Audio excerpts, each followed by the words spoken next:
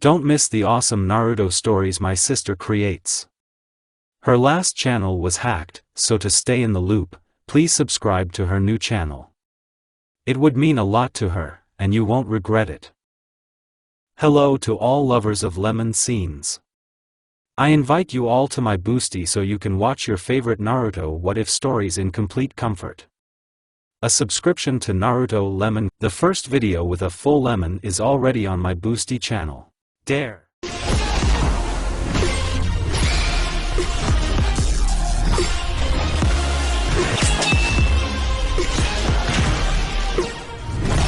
One day, a boy with 3 stripes on his cheeks was walking along the paths of the city. His eyes were different colors. The left one was the color of yellow lightning, and the right one was black as darkness itself. The hair was also of different colors, but different. The right side was bright red like blood, and the left was thick black with a single bright strip of wheat-colored hair in the center of the black part of the hair. But his gaze captivated everyone who looked into his eyes. All due to the fact that his pupils in both eyes were red, but like a cat's, elongated because of them, he could feel the emotions of the people he looked at. The boy was 6 years old and grew up alone. His parents died when sealing the 9-tailed fox demon. And they died only because of some man in a white kimono with pale skin and a red fishing rod. Minato gave his soul to the god of death so that he would kill the Otsutsuki and make him a weapon Naruto. He did just that, killing the Otsutsuki. He made karma out of it and put it on Naruto's hand. And Kushina gave her soul to place the tailed one in the child who was lying on the altar. But she did not have time to finish the last seal when she was pierced by a demon's claw, and with a claw in her body, she completed the last seal and, not knowing what she had done, sealed the tailed one into her son. After all, for a child to withstand all the tailed creatures was beyond his strength. But the sage of the 6 paths himself came to him and ordered Kurama to help the child because he is his reincarnation son. Kurama did not bring down the boy because he respected his father Hagoromo Otsutsuki. Before his death, Kushina saw someone rushing to the rescue, and it turned out to be Sarutobi Hiruzen, the 3rd Hokage. And told him that Umbu would always be watching him, but not to keep him he was in check, and so that they would save him if necessary. And quietly dropping a tear on Naruto's cheek, she died from a sold soul and a hole in her chest. This is his past. Everyone was afraid of him. Not because of the Umbu, but because Itachi and Sasuke and Shusui were sometimes with him. But their races were not around. Someone decided to put the Jinchuriki in his place so that he would not walk so calmly through the streets of Konoha. Approaching the boy, he looked with an angry gaze at the boy who was looking at him in surprise. As a result, Naruto was taken into an alley. Supposedly they wanted to ask for help, and while no one was looking, they tied him up and began to beat him. After which several people approached the man and joined in the fun when they realized who it was that they had tied up with. They kicked and beat him and did not dare to spare him. Someone hit him in the head and he passed out. It turned out that the relatives of half of all the Umbu were killed by Otsutsuki and Kurama, so they hated Naruto and were not going to help in any way. They didn't know about karma, but they knew about the tailed boy in the body. After Naruto woke up, he realized that he was in the hospital. He was beaten since childhood. At the shelter they tried to strangle him, drown him, and much more. Sometimes they cut him and even tried to burn him. But Kurama personally treated Naruto so that he would not lose his father's legacy. Hiruzen didn't tell anyone who this boy was because of many problems. After all, he could be hunted. Because of the Rinnegan from Uzumaki, which he could awaken, and the Sharingan, which he could also awaken, and because Minato had plenty of enemies. And so he kept silent about his pedigree. But he said that his last name is Uzumaki. It turned out that the head of the root Umbu Danzo started a rumor that Naruto was a Jinchuriki, because of which Naruto always felt pain. Danzo wanted the Kyuubi to escape, after which he could calmly take it to the root. Naruto woke up and Sasuke was sleeping next to him on the edge of the bed. He respected Naruto very much and was friends with him, but even he did not know what his friend experienced during his childhood while he lived in the affection of his family. He always thought that Naruto was a brawler, so he got the worst of it in fights. But no, it was beating a child, not a fight. A week later, he found a kitten near the house that someone had thrown out. It was as if the Uzumaki saw himself in him, alone, weak and scared. He returned home one day and decided to take the kitten with him. He did just that. As a result, he got used to it immediately. But one day, returning home, he saw his kitten on the street and, going up to him, he took him in his arms and went home. But like a bolt from the blue, drunken men came out from around the corner in his direction, wearing shinobi clothes. One of them saw Naruto with a cat and decided that he needed to show who was boss. Itachi and Shisui were on a mission, and Sasuke was at home and no one could help him. He said in a smoke of tones, "Brawl, how dare you go outside as a demon? Brothers, let's go show who's boss here." Friends supported their friend and surrounded the boy. Someone suddenly grabbed Naruto's hair and the kitten fell. "What is your cat? Haha, you will now know what pain is." The drunk standing in front grabbed the cat by the throat and began to choke the kitten. Meowed for a couple of seconds, but then began to breathe slowly. "Please, I beg you don't, he's just a kitten." "Shut up, demon. They did not give you a word." He was hit in the stomach. But even so, he screamed and tried to escape. But he didn't have time, the kitten fell into an eternal sleep. Naruto awakened the Rinnegan with a purple color, and the patterns around the pupil were black, they resembled ripples on water. That's only in the right eye. The left one had a Sharingan with 3 tamo. The drunks did not notice this, and the one who strangled the cat decided that this was not enough and threw it against the wall with all his might, laughing loudly.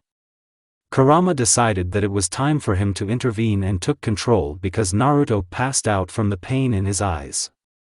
Kurama in an instant killed the drunks by cutting their throats with a kunai, which he took out from the pouch of one of the shinobi. After which, taking the corpse of the cat, he went to a beautiful field and there he buried the pet who was the only friend of his Jinchuriki. He did not want Naruto to see the corpse of his cat. And after he buried him, the tailed one removed all the wounds and scratches on the boy's body and went to his house and lay down on the bed so that when Naruto woke up, he would think that it was just a dream. Naruto woke up in some kind of sewer where there was water in the knee and there were pipes on top, and in front of him there were several passages, but only one of them had some kind of feeling. Having gone in that direction, after 10 minutes of walking he reached the cage. Unexpectedly for him, 2 huge eyes appeared from there and said, "With this I will finish the first part, gentlemen, readers. Thank you for your attention and please write your impressions in the comments." Naruto approached a cage the size of a mountain and from there 2 huge red eyes with an elongated pupil looked into his eyes. Naruto asked, "Who is this and why can't you be seen?" The demon came out of the shadows. It was a huge fox with a wild grin. "Oh, who are you? You are so great." This was not the reaction the tailed man expected. He expected fear in his eyes, but here was childish surprise. He asked, "Aren't you afraid of me?" "And what? Should I be afraid of you? You didn't do anything to me for this." The fox was really surprised and decided to meet his jailer. "By the way, I didn't answer your question. I am the 9-tailed demon fox." Kurama grinned rather pleased. "What is your name?" Naruto, after Hagoromo, is the only one who simply spoke to the fox, as if he were a family member, as an equal. "My name is Kurama." "Beautiful name." "Thank you." Kurama was a little embarrassed because, in fact, this boy was the only one who gave him a compliment.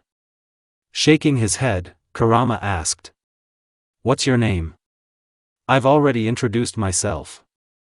I am Uzumaki Naruto." "Glad to meet you, Mr. Kurama."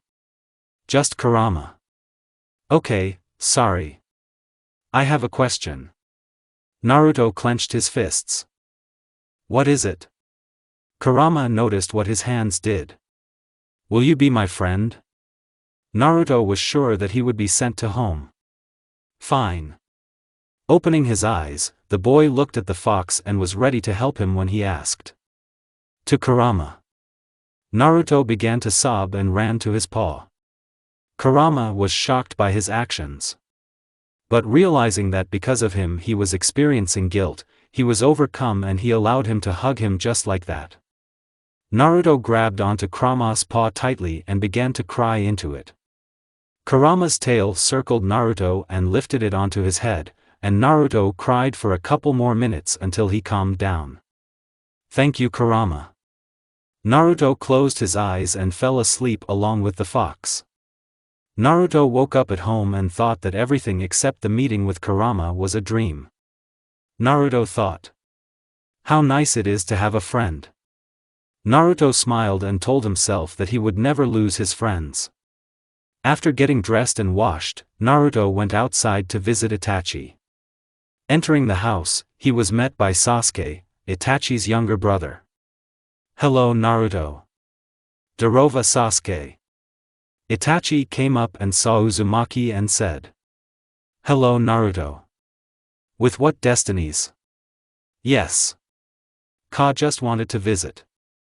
Sasuke and I were just going to training, come with Naruto. Can his brother come with us? Well, if he doesn't mind. I'm all for it. They went out into the street in a crowd. Okay, where do we start? Naruto asked. Well, let's start with throwing iron. Yes, brother. Yes. Itachi showed what he is capable of. He threw several kunai up and then threw a few more at them, thanks to which the kunai surrounded the target in an even circle and in the center exactly at the bullseye through the ring of another kunai that was ored. Everything happened quite quickly, but the children managed to follow. They began to sparkle with their eyes. Naruto took the kunai and then tried to do the same, but it didn't work out. Almost one kunai still hit the target, but not in the center. Itachi patted him on the shoulder and praised him. Sasuke also wanted his brother's praise, but he understood that Naruto wanted at least a friend, so he didn't show off and didn't try to envy and offend him because Itachi praised him. They ended up training like this all day. Until Shisui came running and said that the Hokage was calling him. Shisui saw two of them and said what kind of shelter he was. Itachi walked up to Sasuke and Naruto ruffled the hair of both of them and left saying that he was a little busy now and that Shisui would look after them. He was respected no less because he is equal to Itachi in strength, probably. Well, Sasuke, what can Naruto teach you? Technicians. Sasuke shouted, his eyes sparkling. Fine. They went to a large spacious area after and Shisui showed the fireball technique to Sasuke and told him to try it. Sasuke had a fireball the size of a tree. Since he was trained by Itachi, he was stronger than Naruto. As everyone thought, there is only one thing. But which one? Naruto asked. I don't know your element, I'm sorry. But I can solve this issue. Wait a minute. Shisui sat down on the grass and began to look for something in his bag. Found.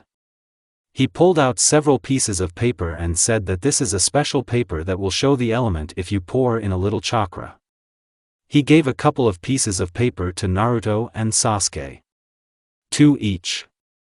Naruto squeezed one leaf between his fingers in one hand, and the second in the same way, but in the other. Sasuke did the same, and after he poured a little chakra into them, one leaf was set on fire, and the second was crumpled. Not bad lightning and fire. And you are Naruto. Naruto did the same, but only one of them was cut from the beginning, then. Shisui got wet. Improved genome? What is it? This is bad. No, now try to do the same with the second sheet. That leaf first got wet and then rotted. Wow. 2 genomes. Well, okay, I can't teach you this, head grinning face with sweat. Wait a minute. Naruto, repeat after me. Shusui showed several seals without pouring chakra into them and said that Naruto would repeat them. But with chakra. I'm sorry, but can you repeat them? Sasuke didn't understand what the joke was and decided to train away from them. But when Shusui accidentally started repeating them at wild speed, he almost fainted when he saw the Sharingan. With 3 Tamo in Naruto's eye. As a result, after this technique, a tree sprout grew in front of Naruto, and Naruto himself passed out because Makutan is a chakra-intensive thing. Shusui was confident in the Makutan, but he did not know about his eye. As a result, Shusui approached Naruto and took him into the house so that he would not freeze. A couple of hours later Itachi came and Shusui ran up to him. Itachi. Yes? We need to talk urgently. Okay. They went to Itachi's room. Well? So what happened since you took us away? Naruto. What's wrong with him? Shusui looked at Itachi. He has a Sharingan with 3 Tamo. What? Are you kidding? No, during training he showed that he had 2 improved genomes and was able to use the technique of the first. But I won't believe it. But I swear to you, he used 1 technique and a sprout grew there. After much thought, they decided to teach Naruto the Sharingan and Yamato would teach him the Makutan. Sasuke stood outside the door and heard everything. His head was full of tinsel. He heard about improved genomes, that they are very rare, and here there are 2 and 3 more Tomoya Sharingan. We need to be more careful with him. Clenching his fists, Sasuke thought and went to bed with an angry face. So a month of long training passed with Yamato and Itachi and Shusui. Winter came. Sasuke woke up early in the morning to go to training. Naruto woke up a little later than the Uchiha, but decided to take a walk this time instead of sleeping. And it was not in vain that, after walking to the forest where he usually rested from the Konokovites and their cruelty, he heard some kind of female squealing and laughter. He ran there and, jumping onto a tree, assessed the situation. Several boys surrounded a girl in black clothes with black hair and beautiful white eyes like a cloud. Hey ugly, this is our territory, know your place. Sits from here the demon-eyed freak. Approaching her, the leader of the hooligans raised his hand to strike, but something stopped him.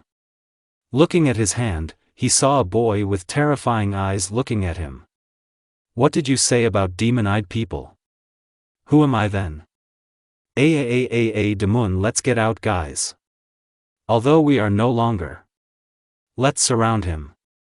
The hooligans did not want to leave and surrounded Naruto.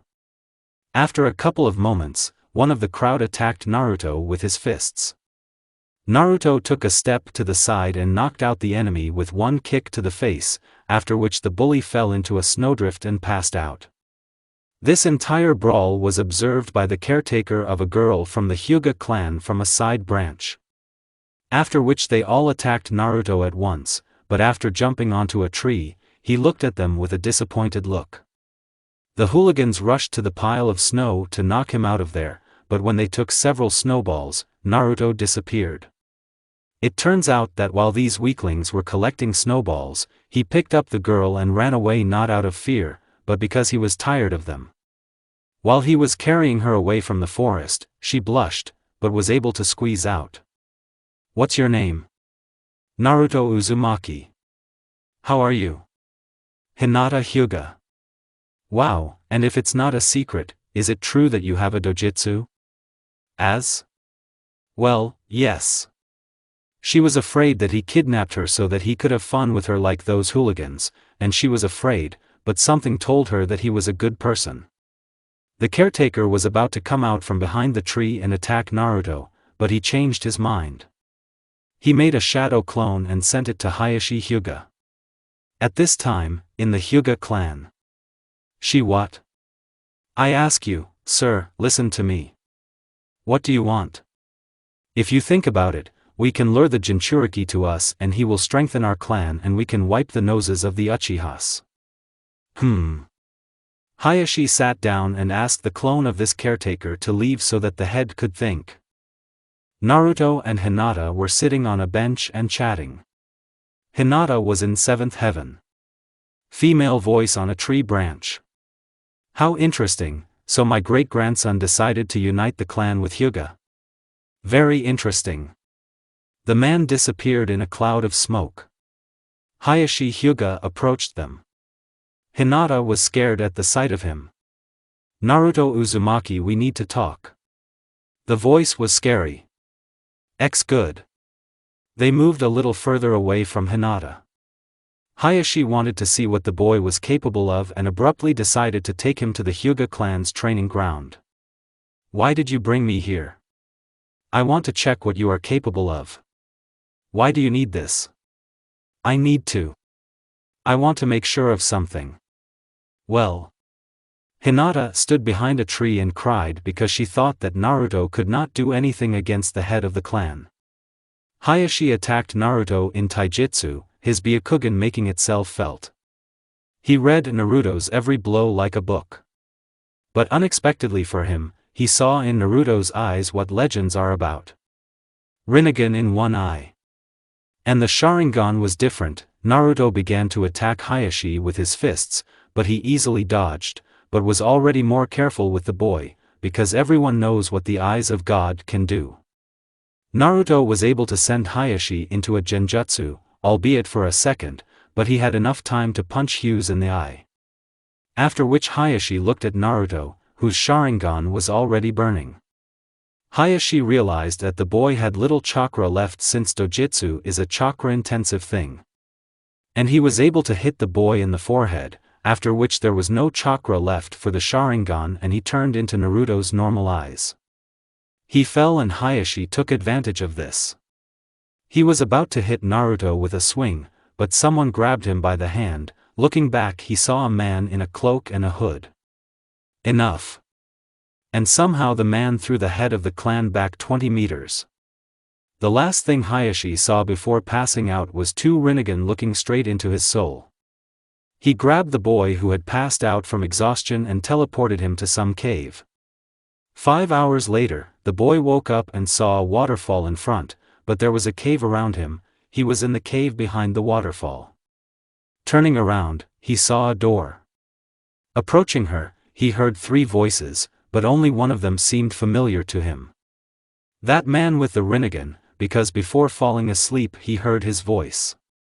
But he recognized the faces of 2 of them, but he didn't recognize the third. I'm talking about the one with 2 Rinnegans.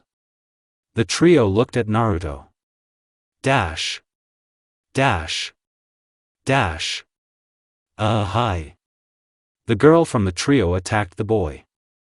He thought he was kidnapped to kill him because, for the eye, but he was too scared.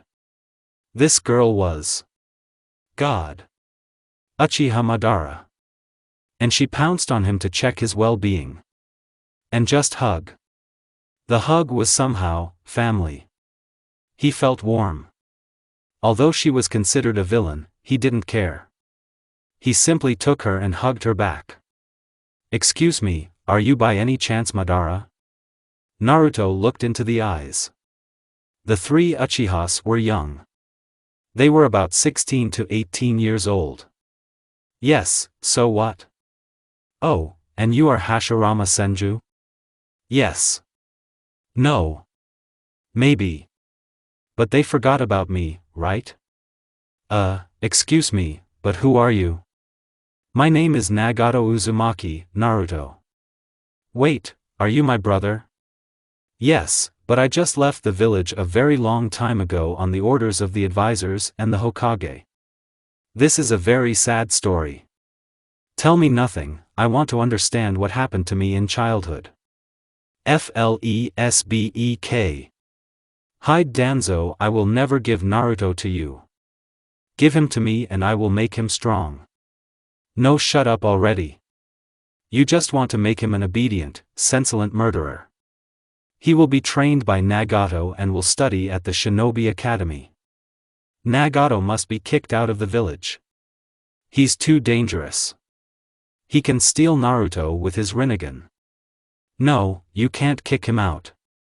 He is the only person close to him besides Tsunade and Jiraiya and Orochimaru. They should be kicked too. You're an idiot. Ask why Orochimaru should also be dear to Naruto.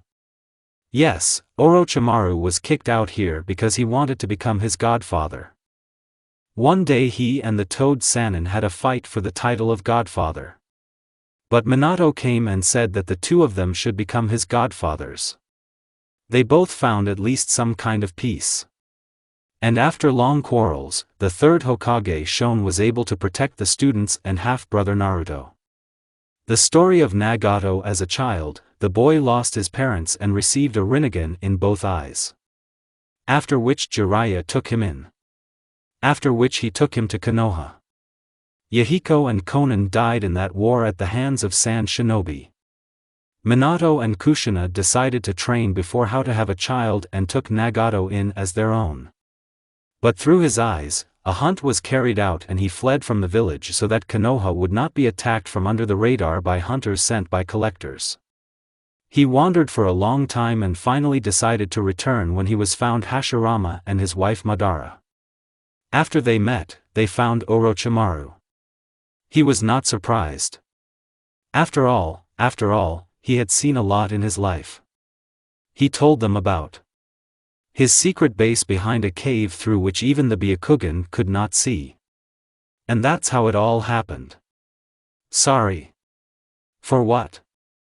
Because of me they wanted to kick you out of our village. At this time, literally all of Konoha was looking for the Jinchuriki because everyone thought that thieves from other villages had stolen it, and according to Hayashi's story, they only became more convinced of this. After a week of living with his family, he learned everything about himself and was simply incredibly angry at Danzo and was already trained to be on par with Hatake Kakashi. After another week of training he became on par with any Jonin of Konoha. And one day Naruto went to his place home so that the Anbu stopped looking for him.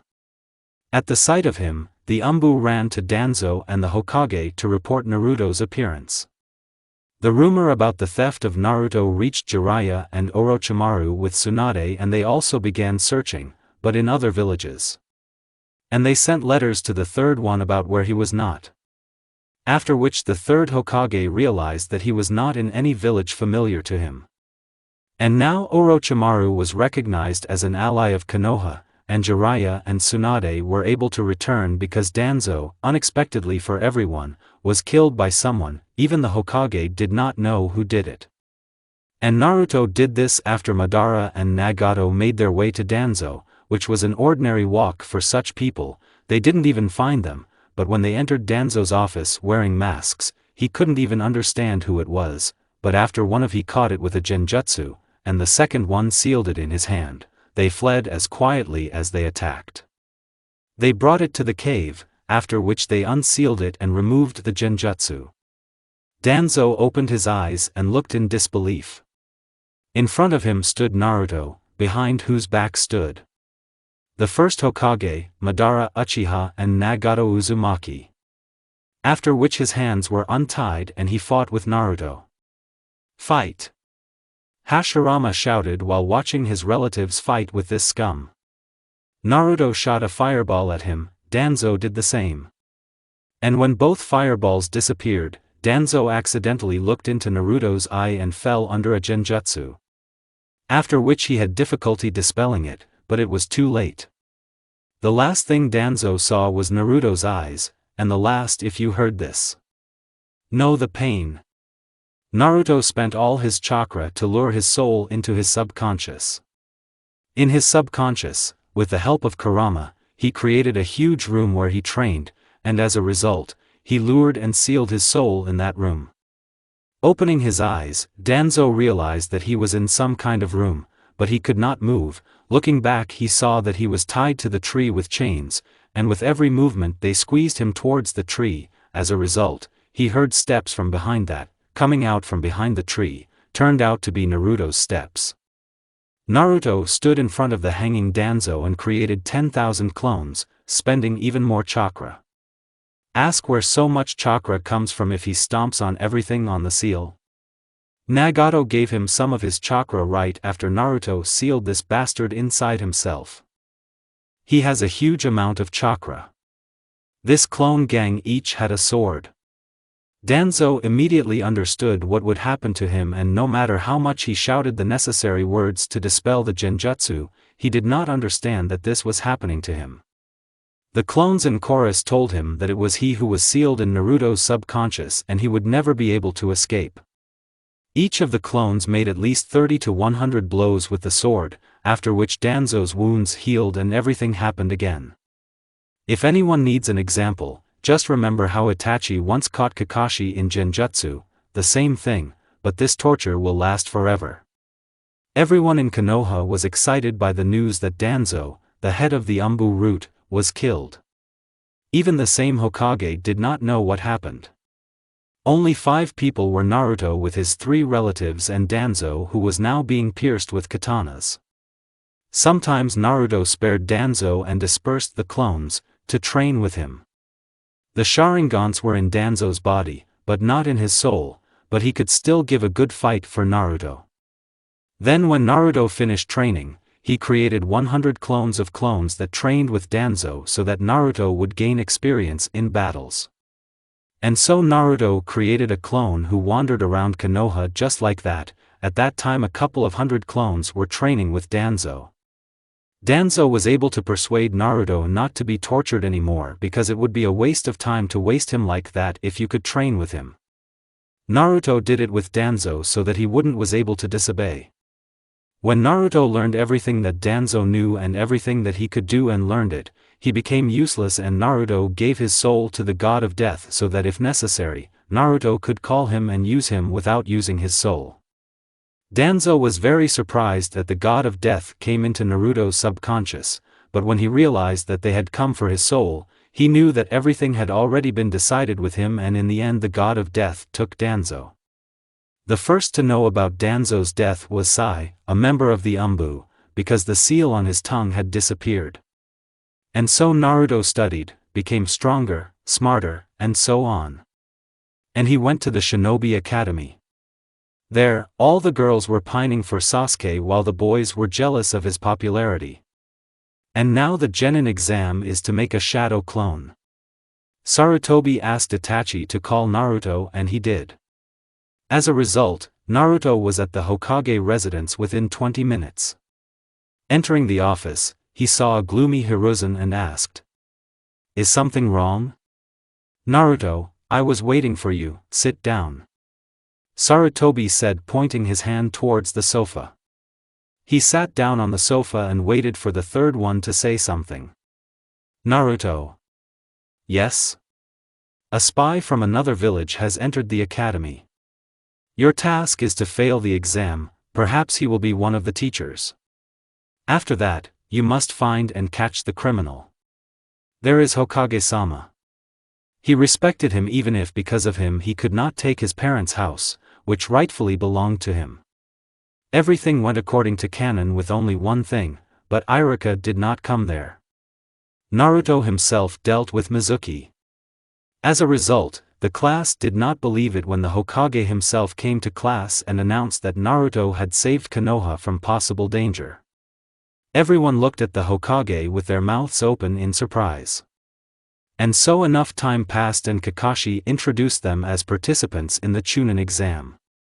It was quiet in the village, and at one moment when Naruto, Sasuke and Sakura were walking through Konoha, they saw one shinobi holding Konohamaru and threatening him, saying, "How dare such a brat crash into me? Let the boy go." Sasuke said menacingly, looking at them with his Sharingan. "Who else are you? Sharingan? This is bad," Kankuro thought, and that was his name. "Are you really going to beat up the grandson of the third Hokage? You really are fools. If you do this, then it will most likely be taken as a threat to Konoha." A pebble flew into Kankuro's hand. "Let him go, Kankuro, or I'll kill you." Forgive me, Gaara." On a branch, upside down, there appear with hair red as blood and a symbol on his forehead meaning love is cheerful. Kankuro was shaking in fear. Everyone was looking at Gaara, but suddenly Sakura noticed that Naruto had disappeared. She looked around, but didn't find him.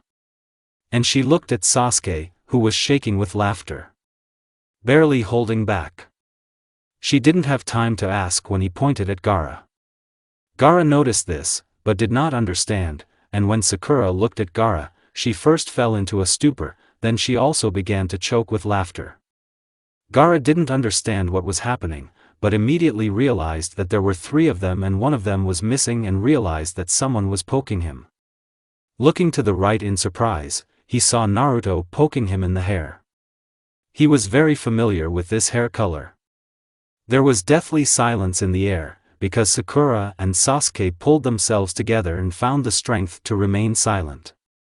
You know, I have two options why your hair color is this way. Why? Gaara simply did not know how to behave in such a stupid situation. Moreover, he didn't even notice how quickly this kid got to him.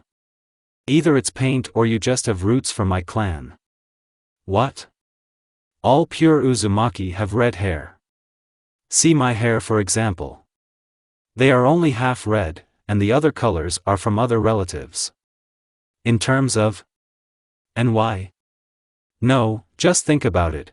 He started stroking his hair to see if it was dye. Perhaps we are relatives. You don't understand. Huh?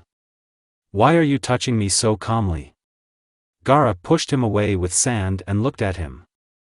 Calm down, I feel that you are angry, incredibly angry. I can read people's emotions just by looking at them, and I feel tears. Deep in your soul you are sobbing. This is all Naruto whispered in Gaara's ear when he appeared next to him. How is this possible, you ask? Why is he so fast? He learned his father's flying thunder god technique. And next to you is a cage in which the one-tailed one sits. How did you know? Gaara shouted at Naruto. It's just that there's a monster inside me too. And he already warned me. Looking into Naruto's eyes, he saw the tailed one. Naruto shoved it into his subconscious. Gaara opened his eyes and fell to his knees in fear when he saw Kurama who was sleeping. This is... Yes, you and I are very similar. Jinchuriki Shikaku. After the exam, come to me. Do you want to take your brother and sister with you? We need to talk very seriously. And they came out of Naruto's subconscious. Whatever you say, Naruto, Uzumaki Naruto. Naruto stretched out his hand. Everyone expected that he would not even look at it and threaten Naruto with death. But what was their surprise when Gaara carefully extended his hand and said that he was glad to meet you. And those two froze. And so they went to the exam together with the sand team. There was some kind of crowd on the second floor, but they needed to go to the third. Naruto covered his eye with his hand and between activating the Sharingan looked at the door number and he realized that it was an illusion and told everyone to bend down, and when everyone did this Naruto whispered. We need to go to the third, and we are on the second. Only 3 of the 6 noticed it. Naruto, Gaara and Sasuke. Everyone went to the third floor and there they saw some shinobi in glasses saying, if you just pour chakra into this piece of paper, then information about the shinobi you are interested in will appear there. Naruto approached him. Hey kid, do you want to know something about someone? Do they show everything about shinobi? Yes. The bespectacled man answered proudly. Then I'll ask you a couple of questions, and if you answer the first question incorrectly, I'll knock out all your teeth. On the second hand, and if you don't even answer the third, then I can't vouch for myself. Naruto looked at the bespectacled man with a smile that said, get out before I kill you for your impassion. Kabuto, that was the name of the bespectacled man, ran headlong away from this boy. Everyone from the other teams realized that it was better not to compete with Naruto. Sakura was in shock all day. Naruto was always quiet and always slept in class and only showed his strength sometimes. But not complete. As a result, they went to the first exam. As a result, everyone was afraid of Naruto, even Sasuke, who held Naruto for if it came to sparring, but in everyday life he considered him his best friend. Naruto calmly wrote his test and went to bed. After the 10th question, more was spent than in canon, so Anko, who flew through the window, praised Marino for throwing away so much. As a result, she said that she would reduce them to an even smaller number. And so everyone moved on to the next stage. The second stage will be in the Forest of Death, so that in an hour everyone will be there. An hour later, everyone gathered near this huge forest and began to wait for the teacher. They didn't have to wait long because Anko came out almost immediately after everyone had gathered. You have all passed the first stage, which means that you should be ready for the second stage. I tell you all at once that in the territory of this forest during the stage, you will all, if necessary, be allowed to kill your enemy. You will be given scrolls of heaven and earth. Teams with a scroll of heaven will need a scroll of earth. In the same way and vice versa, in order to pass them you must take away or steal one opposite scroll from other teams. And get to the tower. Having explained all the rules of this exam, she released the teams so that they could begin. Everyone ran in all directions. But only 2 teams began to work together. These are teams, Naruto and Gaara. Having sat in the trees, they began to discuss the plan. What are we going to do? Sakura asked. Let's kill at least one team and take away the required scroll from them, Gaara suggested. Why are you so cruel? Sakura was scared. We can just kill. Gaara smiled. We can, in principle, but not all of our teams are ready for this, Naruto thought. Naruto, have you ever killed, if you say such things yourself? Sakura asked. Yes, it was, but I wasn't myself. Really? Sakura was scared. And when was this? The Uchiha asked, piercing Naruto with his gaze. Do you remember when Itachi left somewhere during the first training session and was replaced by Shisui? Well, yes, so what? The day before, I killed 4 drunken shinobi. QB took over my body. That's how it is. Sasuke had long known who was hiding in Naruto. Okay, I have an idea. Naruto said. Which one? Sasuke asked. I will create trees whose branches will suck out all the chakra to the last drop in different places. And what happens after that? We will be able to attack those who are exhausted. As a result, they were able to get rid of 10 teams. In the end they passed. Naruto approached Hiruzen and said. Hokage myself, I have a question for you. What? Naruto pulled out 5 scrolls and said. For more scrolls, do we get a bonus? Not bad Naruto, not bad at all. Okay, now I'm sure that you can be given more difficult tasks. And after the exam, I'll treat you and your friends to ramen. Shikaze. Naruto went to the door and said. Mr. Third. Yes? I will have a serious conversation with you after the exam. Naruto closed the door and left. As a result, after some time the third stage began. In the end, everything was as canon, but in the middle of the exam, Konoha was attacked by the Village of Sound. Everyone easily fought off these weaklings because Konoha has very strong shinobi. A month later, an additional exam began due to the fact that the sound disrupted the exam. Neji vs Hinata, Sasuke vs Lee, Naruto vs Kiba, and so on. The examiner spoke. Neji and Hinata entered the battlefield. As a result, Neji beat Hinata without sparing her. When Neji was making the final blow to kill the fallen Hinata, someone grabbed Neji by the arm. Turning around he said. How are you? Be silent. Neji gagged immediately after Naruto kicked Neji in the stomach, after which he threw him at the examiner's feet and then shouted. All. Hinata Hyuga lost this battle, Neji is the winner. Naruto created a clone and ordered him to take her to the infirmary. Neji. For the next part of the third stage of the Chunin exam, I challenge you to a duel to show you your place. Okay, I accept your challenge. Unless you lose your battle. What if I lost? Everyone began to look at this quarrel, but the examiners had difficulty tearing them apart from each other. As a result, Sasuke got into a fight with Lee and they broke each other's arms, after which they both passed out and were declared a draw. Kiba and Naruto heard their names and entered the arena. "He examiners as I see you and Akamaru hold me for weakums if you gave us such a weakman."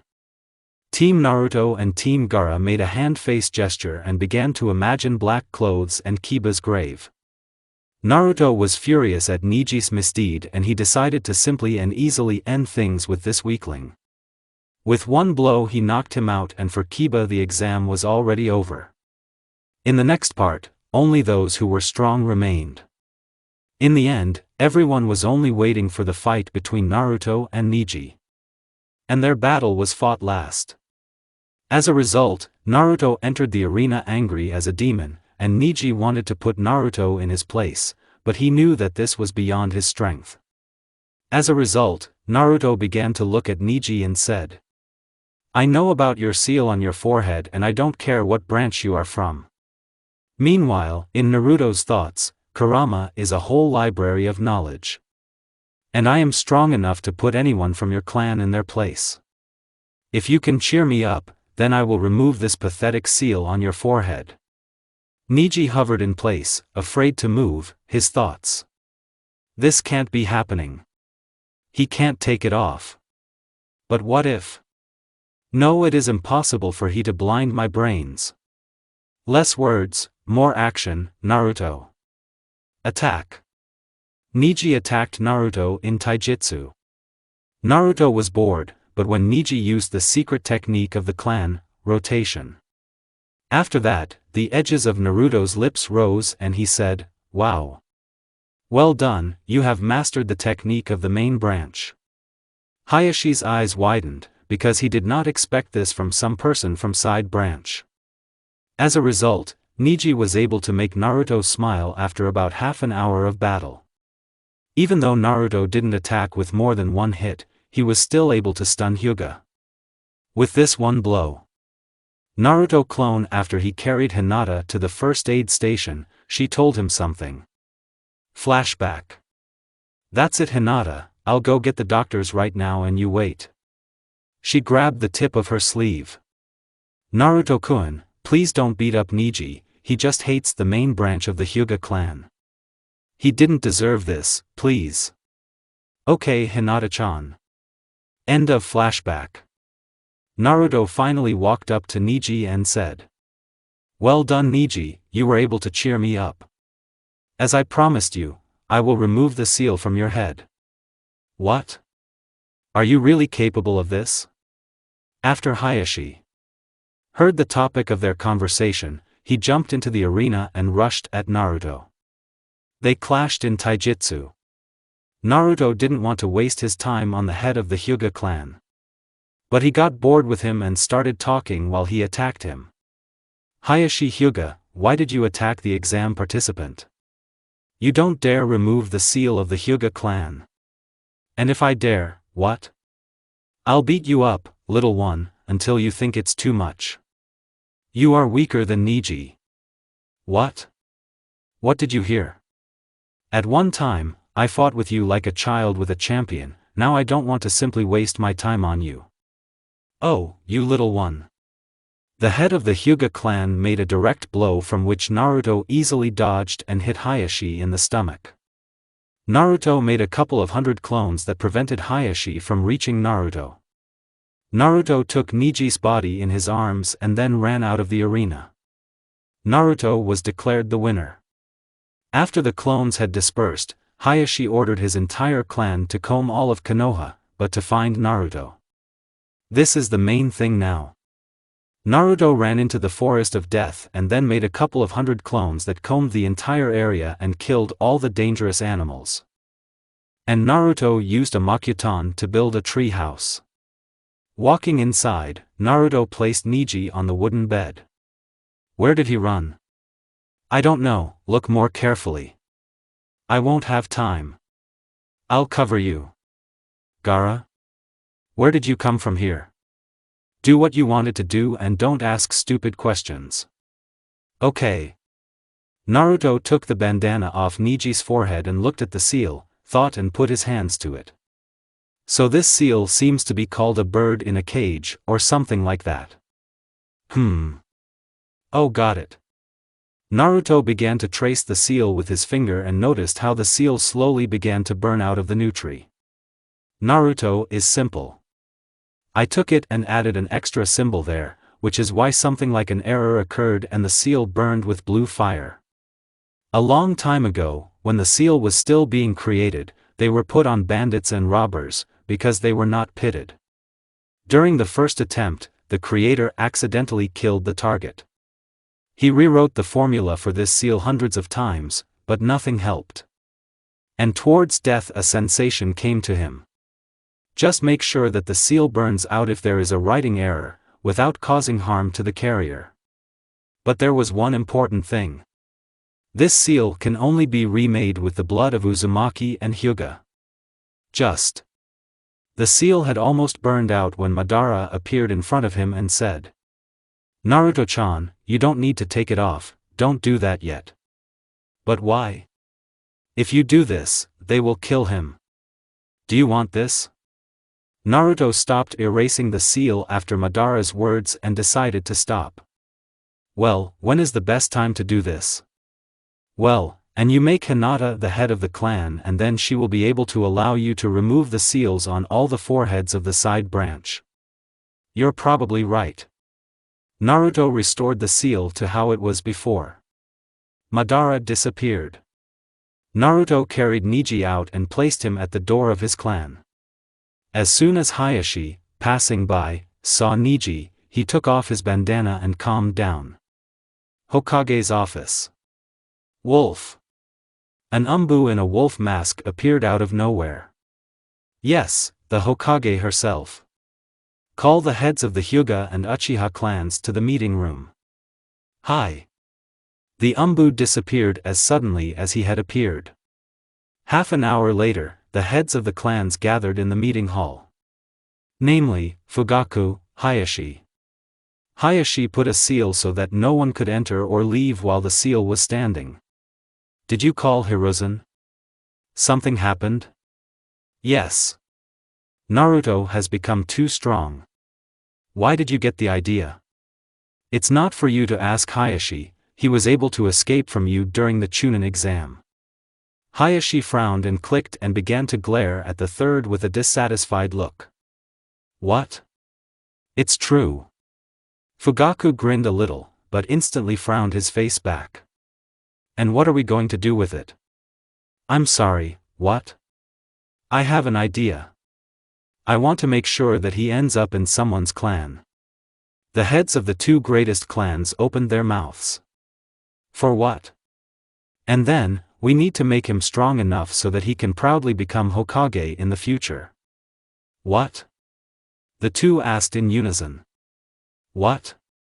"I have hopes for him as the future Hokage." "That's it." "And who is he for?" "Well? I don't know, which of you wants to take it?" "I knew that you would want to do something with me," Naruto said displeasedly as he emerged from the shadows. "What?" All three stood up from their chairs with their mouths open. "How did you get by?"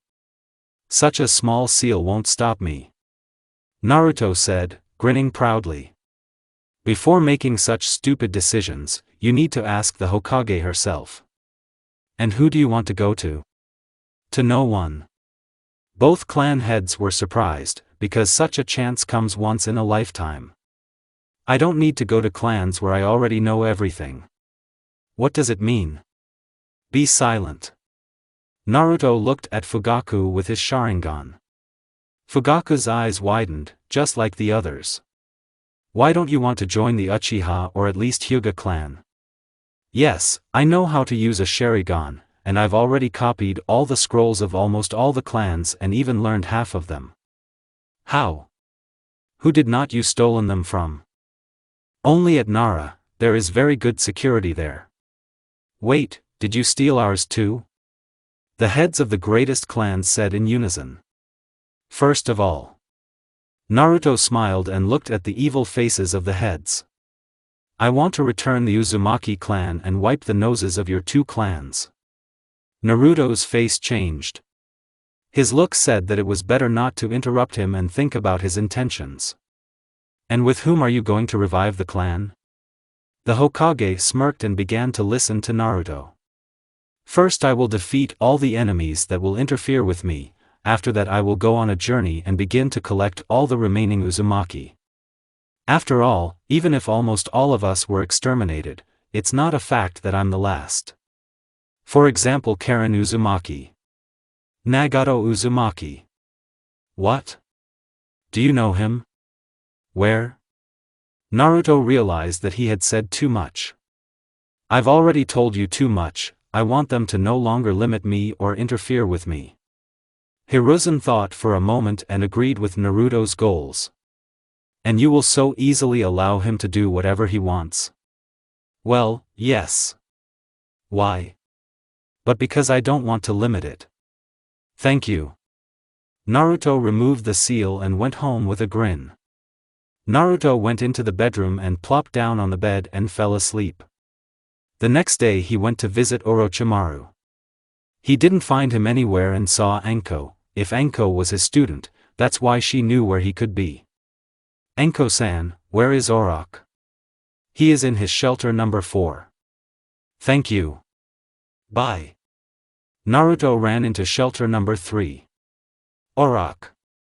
Where are you? Here I am, oh Naruto-kun, how are you? How I knew that Anko wanted to trick me. Fine. What brought you to me? Yes, I just want you to become my teacher. That's how it is. Okay, I'll teach you everything, but before that, tomorrow I'll test what you're capable of. Naruto entered his godson's laboratory. I won't let you down. Wow. And you have a lot of interesting things here. Naruto, you're too energetic. Naruto loved snakes very much, that's why he was so energetic next to Orochimaru. Orochimaru noticed from the very beginning that Naruto many times managed to make friends with any snake he could find. Naruto was shown the entire laboratory. Naruto said. Orochimaru, should I call you Orochimaru-sensei? Call me whatever you want, Naruto-kun. Okay, snake. Not bad, you came up with a nickname for me. What? I said it myself, Naruto muttered.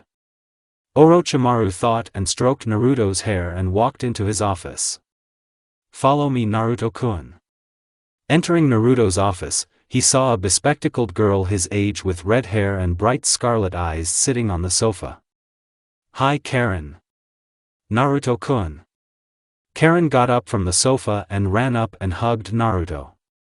She was essentially his relative. Her full name is Karen Uzumaki. What are you doing here? You're from another village? Orochimaru herself took me in and the Hokage made me a resident of Konoha. That's how it is. Thank you, Snake. Contact us. Okay, snakes, can I spar with you today? I'm busy right now, but in half an hour I'll be able to give you some time. Sannin's voice was hissing, but kind. I won't let your expectations down. Orochimaru-sama, let's get rid of him today. A boy with razor-sharp teeth and blue eyes and white hair flew into the room. In his hands was Zabuza Momochi's sword. With a swing, he pierced Orochimaru's stomach, which then fell apart into a pile of snakes. Snake clone? I told you not to take Zabuza's sword. Orochimaru, who was standing at the other end of the room, said displeasedly in his hissing voice. Gifts, who are you? Naruto was really wondering who this kid was who stole Zabuza's sword. And where did this sword come from? Hello. My name is Suigetsu, and I can't defeat Orochimaru myself. The fair-haired man muttered. Naruto looked at him and asked. Where did you get Momochi's sword from? On one of the missions I had the opportunity to take it away from one rich man who stole it from Zabuza-sama's grave. Wow! Naruto, Suigetsu, Karen, go to the training ground and train there, okay? Yes. Suigetsu and Karen said simultaneously. Coming out to the training ground. Suigetsu looked at Naruto and said. Come on, will you fight me? Come on.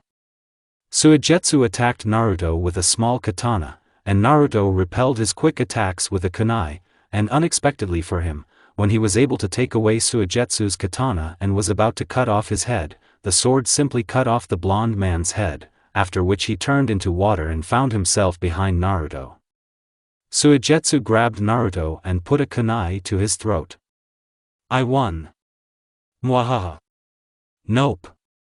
After that, Naruto turned into a cloud of smoke. And in less than a second, Naruto flew into Suigetsu's back and kicked him in the spine. Orochimaru's student flew into a tree. Suigetsu just picked it up and fell to the ground. I said that you'll finish the game someday. Karen walked up to Suigetsu who was lying in the mud and began to scold him. Kabuto was watching all this. He remembered how Naruto scared him during the exam. How do you like him? Said Orochimaru who stood next to Kabuto. Terrible in anger. And he is cunning and reasonable. Now he will fight with me, and I will take him to me in any case. What? But. What? I'm his godfather and also his teacher, do you have anything against it? Orochimaru knew about what happened in the exam, because he watched Naruto through the white snakes that always helped him. As I see, you got along well, Orochimaru said, approaching Naruto and his new friends. Exactly the snake. So can I fight you today? Good good. Naruto and Orochimaru stood in the center of the field. Naruto rushed first. Naruto tried to hit Orochimaru with acceleration. Orochimaru dodged and hit him on the head. Naruto fell and Orochimaru was about to finish him off, but Naruto turned into smoke. Shadow clone. Yes. Naruto kicked with all his might and slammed Orochimaru into the ground. A horde of snakes crawled out of Orochimaru's clothes and attacked Naruto. While Naruto was fighting the snakes, Orochimaru stood up and prepared for another attack. As Naruto cut through this horde of snakes, he looked at Orochimaru and threw a kunai at him. Orochimaru dodged and looked at Naruto with a smirk. Immediately after that, Naruto disappeared, and he heard from behind him. Rasengan. Immediately after this, Orochimaru was slammed into the ground. Naruto was breathing heavily as he could only use the Thunder God technique twice a day. And it was because of this that he added this combo to the list of techniques for extreme cases. A huge snake came out from behind Orochimaru's shirt and nailed Naruto to a tree. Returning back to the owner, she climbed back in. Orochimaru's mouth opened much wider than a man's, like a snake's. After that, Orochimaru came out of his mouth covered in mucus. What was it? Naruto didn't know how to react to such a strange technique. Naruto thought and shouted. Hyuton ice needles. Naruto raised his hand and about 40 needles appeared around him, waiting for the command. After Naruto lowered his hand they all flew towards Orochimaru. Kurama, give me your chakra. Yes. Naruto made a red Rasengan and after Orochimaru was able to survive from the needles, Naruto appeared behind Orochimaru and hit him with the Rasengan. Naruto was killed by snakes again. Naruto collapsed from exhaustion. Orochimaru was breathing heavily, because it was painful. He adjusted his breathing and said. Well done Naruto, you are now my student. Jiraiya and Tsunade watched all this. Did he use a Rasengan? And Jiraiya? Yes, twice, one normal, and one with Fox Chakra, and he is strong. The Hokage also watched this and said. I wonder what will happen next. Naruto woke up on the couch in Orochimaru's office. His head hurt because he spent too much energy fighting Orochimaru. You've finally woken up, Naruto-kun. Orochimaru said. Snake, I never defeated you. Well, yes, there is such a thing, but I promise you that soon you will become stronger than me. Fine. Naruto jumped off the couch and said. When do we start? Your training starts tomorrow. Why tomorrow? Have you seen the time? Naruto looked at the watch. What? 1:59 a.m.? Wow, I slept for so long. Yes. It's clear. Snakes, I won't sleep anymore. Okay, if you want, I'll teach you how to work in the laboratory. Fine. They went to the laboratory. Naruto-kun. Yes? Do you see the cage with the prisoners over there? Yes. The criminals and the rest of the Nukenin are there. I do experiments on them. That's how it is. He walked to the door and looked at the prisoners. Naruto is behind me. Fine. They approached the table where there were different cones with blood samples from various Nukenins. There were also genomes in the blood of some prisoners. You know, Naruto, I love collecting genomes. And I had a little goal. Which? I want to implant all these genomes into your DNA. What? Is it possible? Of course, Naruto-kun. I will implant as many genomes into you as you need. Okay, Snake. Suddenly the door opened and the most sleepy character in the world, Naruto, walked in. What? Stop what? Orochimaru, why is this weak boy here? Wow, Sasuke-kun, why aren't you sleeping? And why? Sasuke, shut up already. I feel disgusted when you open your mouth. How dare you speak to me like this? Our clan took you under its wing and you dare to consist me? Who do you think you are? There was a viscous silence in the laboratory. So that's what you are, you're just jealous that Itachi-kun and Shisui-kun spent more time on me than on you. Being jealous of my brother means AHU. So the students will stop making noise here. Orochimaru, is he your student? Yes, why? Do you have something against it? Yes. I don't want this Uzumaki clan trash to be with me. The Uzumaki clan is a clan that could be cut out at a time when our clan, the Uchiha, nobody could. So know your place. Naruto placed his hand on the teacher's shoulder. Naruto reached into Orochimaru's subconscious. Hey Snake. What, Naruto-kun? You just need the eyes of this sleepy Uchiha? I've been declassified. I can kill him and take his eyes. But you will teach me the Edo Tensei technique. What? How do you know about her? I was rummaging through the archives of Konoha, and believe me, I know everything about this village. Well, and how are you going to do this?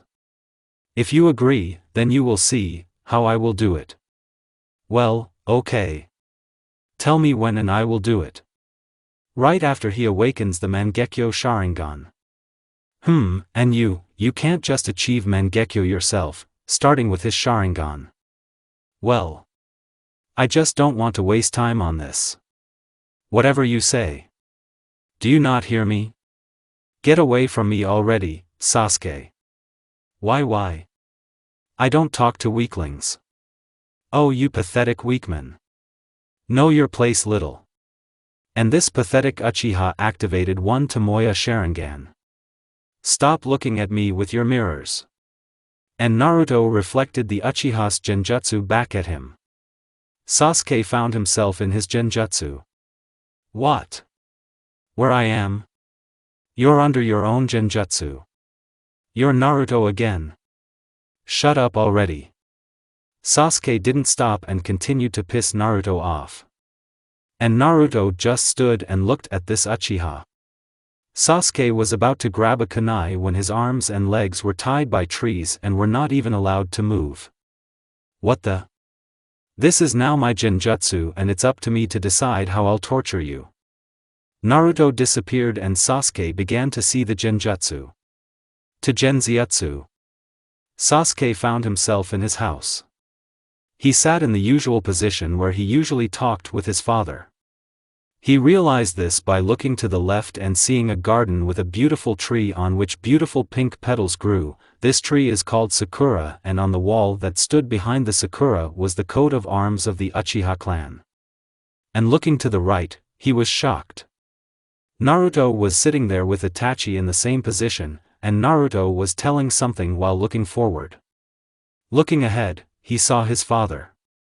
Well done, Naruto, you did a good job on this mission. Tell Itachi something from your missions in the Umbu. Well, father, I tried my best and I have become much stronger than before, and I want you about something. Sasuke thought that it was all a dream and now it is reality. Father, can I tell you about my assignments? I also became. Sasuke. Itachi and Naruto are speaking now. Don't interrupt them. Continue, Itachi. I wanted to say. But I'm also a strong father. Listen to me too. Dash. Dash. You? Strong? Naruto and Itachi are much better than you. I wish Naruto were my son and not you, weakling. Shame on the Uchiha clan. Sasuke was shocked by his father's words. The real Naruto stood there grinning at the whole thing. Naruto whispered. Further. New altered memory. Sasuke, leave me alone already. But why, brother Itachi? Because you are weak. Naruto would have been better suited to be the younger brother, his father was right. I beg you. Oni-chan, Itachi. Dash. And Itachi disappeared. Sasuke fell to his knees and sobbed bitterly. Further. Who is this whispering? After this loud question, Sasuke found himself back in the house. Evening, a small room, dim light, and an angry Fugaku standing opposite Sasuke. What? Father. In response, Sasuke received a blow to the stomach from Fugaku. Don't you dare call me that. Weakling. Shame on the Uchiha clan. But why? Because you couldn't even beat Rock Lee. You passed out with him. And just because you passed out together, you became a Chunin. You're so weak that you couldn't even awaken our dojutsu. Father. I was able to awaken him. And Sasuke activated one Tomoya Sharingan. What? After this, the head of the Uchiha clan thought and raised his hand to his son's head. Sasuke already thought that he would be praised and wished good luck, but the only thing he felt was that 3 fingers were felt around his left eye. What?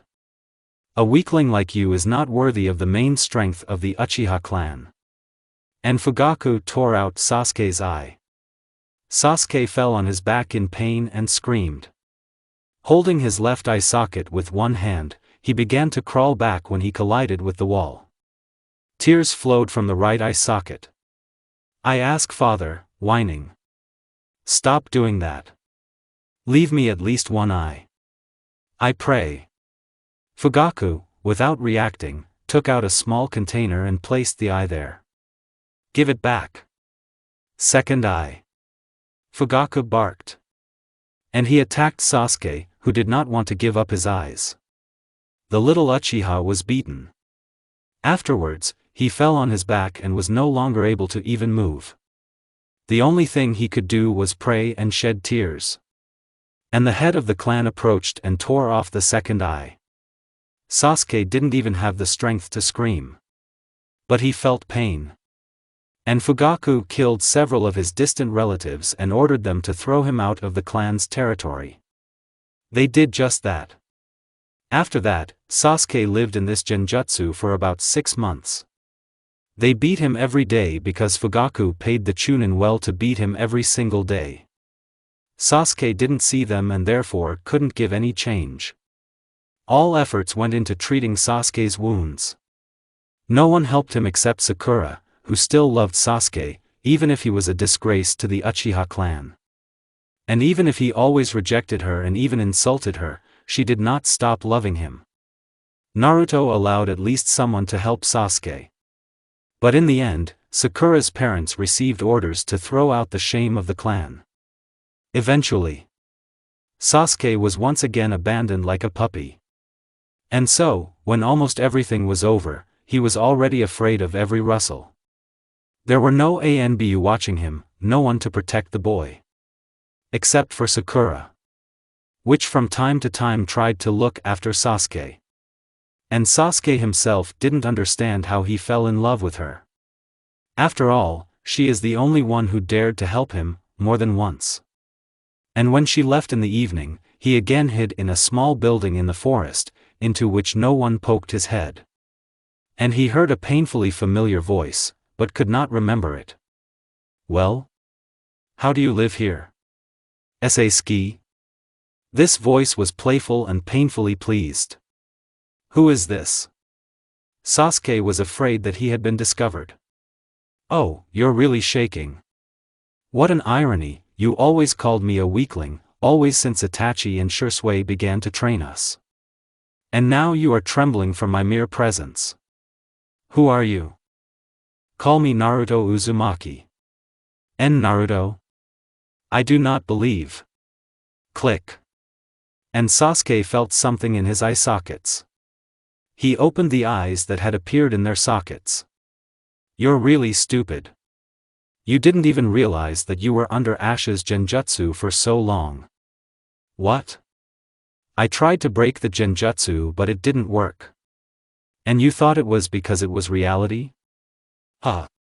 You are a weakling, although I won't blame you for this because thanks to my dojutsu, few people can break my genjutsu. Hee. I'll leave you here if you don't fulfill one of my conditions." "What kind?" "Don't you dare be a student of the little snake." "But..." "What?" "Then live in this world, bye-bye." Naruto turned around and took a few steps until he heard. "Wait. What?" "Okay, I will fulfill your condition." "Well done." Blinking, Sasuke found himself in front of a grinning Naruto and a surprised Orochimaru. After what he saw, Sasuke simply fell to his knees. "What's wrong with him, Naruto-kun? Did you do this?" "I put a genjutsu on him, and he stayed there for 6 months." "How much?" -6 months, and now Sasuke, do your part of the agreement." And Sasuke, like a doll who was ordered to take a step, rushed out of Orochimaru's base. After that, he took a piece of paper with a pencil and wrote a declaration of love to Sakura. He really fell in love with her, for her kindness. He remembered where she lived approximately, and jumping across the rooftops he found her balcony. Knock knock knock. What is this?" She opened the curtains and went nuts. Sasuke stood there. She opened her eyes wide and opened the balcony. He immediately kissed her on the lips, and Sakura was shocked by this. As a result, she succumbed to her emotions and did not resist. They kissed like that for about 10 minutes. While Naruto's clone sat on the roof and watched it all. He also ate nuts. It was like watching a romantic TV series, by God. Taking his eyes off Sakura's lips, Sasuke made a couple of checkers back and, leaning against the bedside table, began to equalize his breathing. He said, "Sakura. I'm leaving the village." She sat on the bed drooling and blushing like a tomato. Her face was happy until she heard his last words. She already wanted to get the most out of the beginning of their kiss, but after these words she froze. "But..." Sasuke jumped onto the balcony and began jumping across the rooftops. Tears were flowing from his eyes. And when she saw that Sasuke had already galloped away, she lay down on the bed offended. And she turned towards the stool. There was a letter in which Sasuke told her about his feelings. He really wanted this kiss not to end but for its own time. Sakura let go of the last tear from her eyes after reading the last words of the letter. Please, Sakura, don't want me back. I will go to other villages for the sake of strength, but sooner or later I will return. Please don't forget this kiss, because this is proof of my feelings for you. Your Sasuke. She burst into tears from the letter and from happiness. Perhaps there were a lot of emotions in these tears. And so began the long journey of Sasuke and Naruto. Naruto, what happened? He left the village. For what? I ordered him. And what will he do? I need the Sharingan. Don't worry, I know him. For all my genjutsu, he awakened 2 Tomoya Sharingan. He will receive the rest of the Tomo and Mangyokyo in the heat of training. Orochimaru-sama. What happened, Kabuto?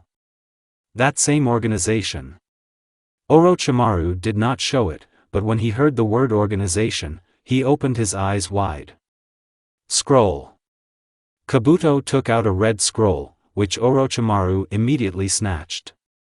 What is this? Wait, Naruto-kun. He began to read the scroll and then smiled with a bloodthirsty smile. Yes. Ominous eyes that radiated joy and victory told Naruto that something was wrong. What kind of organization? Bloody Crown. And what kind of organization is this? Is she our enemy or friend? Is an organization that stores more than 100 ancient techniques in its shelter. They sent me an invitation to them, and they want to give me 25 techniques in return for my help to their organization. They are incredibly strong. But still weaker than Madara, Hashirama and Nagato. There are more than 10 of them in that organization. They have a scientist who is not as smart and general as me, but still not bad. Ha ha ha. Well done, Orochimaru, but what about our training? I have provided for this. If you want, you can join there with me. Well, where is this place? Rain Village. I see, do you have a base there? Of course, Naruto-kun. I don't have them, only in villages of clouds and villages of iron. Anyway, far away. Naruto-kun. I want to tell you something about the summoning technique. What? From there you can get to the place where the performer of the technique has already been. Wow, how convenient. But if I had the Hiratian seal there, then we would have gotten there in exactly an instant. I agree, Naruto-kun. Snake, you also come up with a nickname for me from Naruto-kun, Naruto-kun. It's already kind of annoying. Naruto asked Orochimaru. Orochimaru thought about it and said. Okay, Fox. How logical. How can I understand you? Orochimaru said with a smirk. When are you going? Then, when we get together. That's right, we need to warn the Hokage that we are leaving for training in the Rain Village. And further. Our village would greatly benefit from an ally like the Bloody Crown. You are right. And so after 20 minutes they were already collected. Naruto sealed everything inside himself. And so they began their journey. By the way, why can't you invite Nagato's brother, Madara, and Grandpa Hashirama with you? Are you afraid to call Madara Grandma? Haha. If I call her that, she will kill me. By the way, Naruto. What? Why don't you want to teleport there through the world of snakes? I want to go on foot, this is firstly, and secondly, I will use the world of snakes only after I have concluded a contract with them. Why should I go with you? Although, there are many people in the world who want to get the Mangekyo Sharingan and Rinnegan. Yes. You, as a teacher and godfather, should be nearby. Well, okay. Taking a walk is also fun. Karen said as she came closer. They wandered into some village. So poor that it felt like no one had lived here for a long time. And 2 men came out from somewhere, smiling terribly. And from the alley where they came from, the crying of some child was heard. What? Wait for me here, I'll be right there. Fine. Entering the alley, he saw something that he did not want to see. A girl the same age as Naruto. The girl was beaten, she was sobbing, huddled in a corner. When the girl heard approaching steps, she began to tremble with fear. Please, don't hit. Through fear and pain the girl whispered. Hey. What is your name? Did those two assholes beat you up? Naruto was incredibly angry, so his voice and tone only scared her. I'm the ugly one of this village and everyone says that I've been cursed. What? I ask you, leave me. I don't want problems. Naruto made a clone and left him next to her. After running around the village for a couple of minutes, he saw these grins. Hey you creativity. Come out here, two assholes. Was the girl attacked? This is only they are capable of doing. What did you say?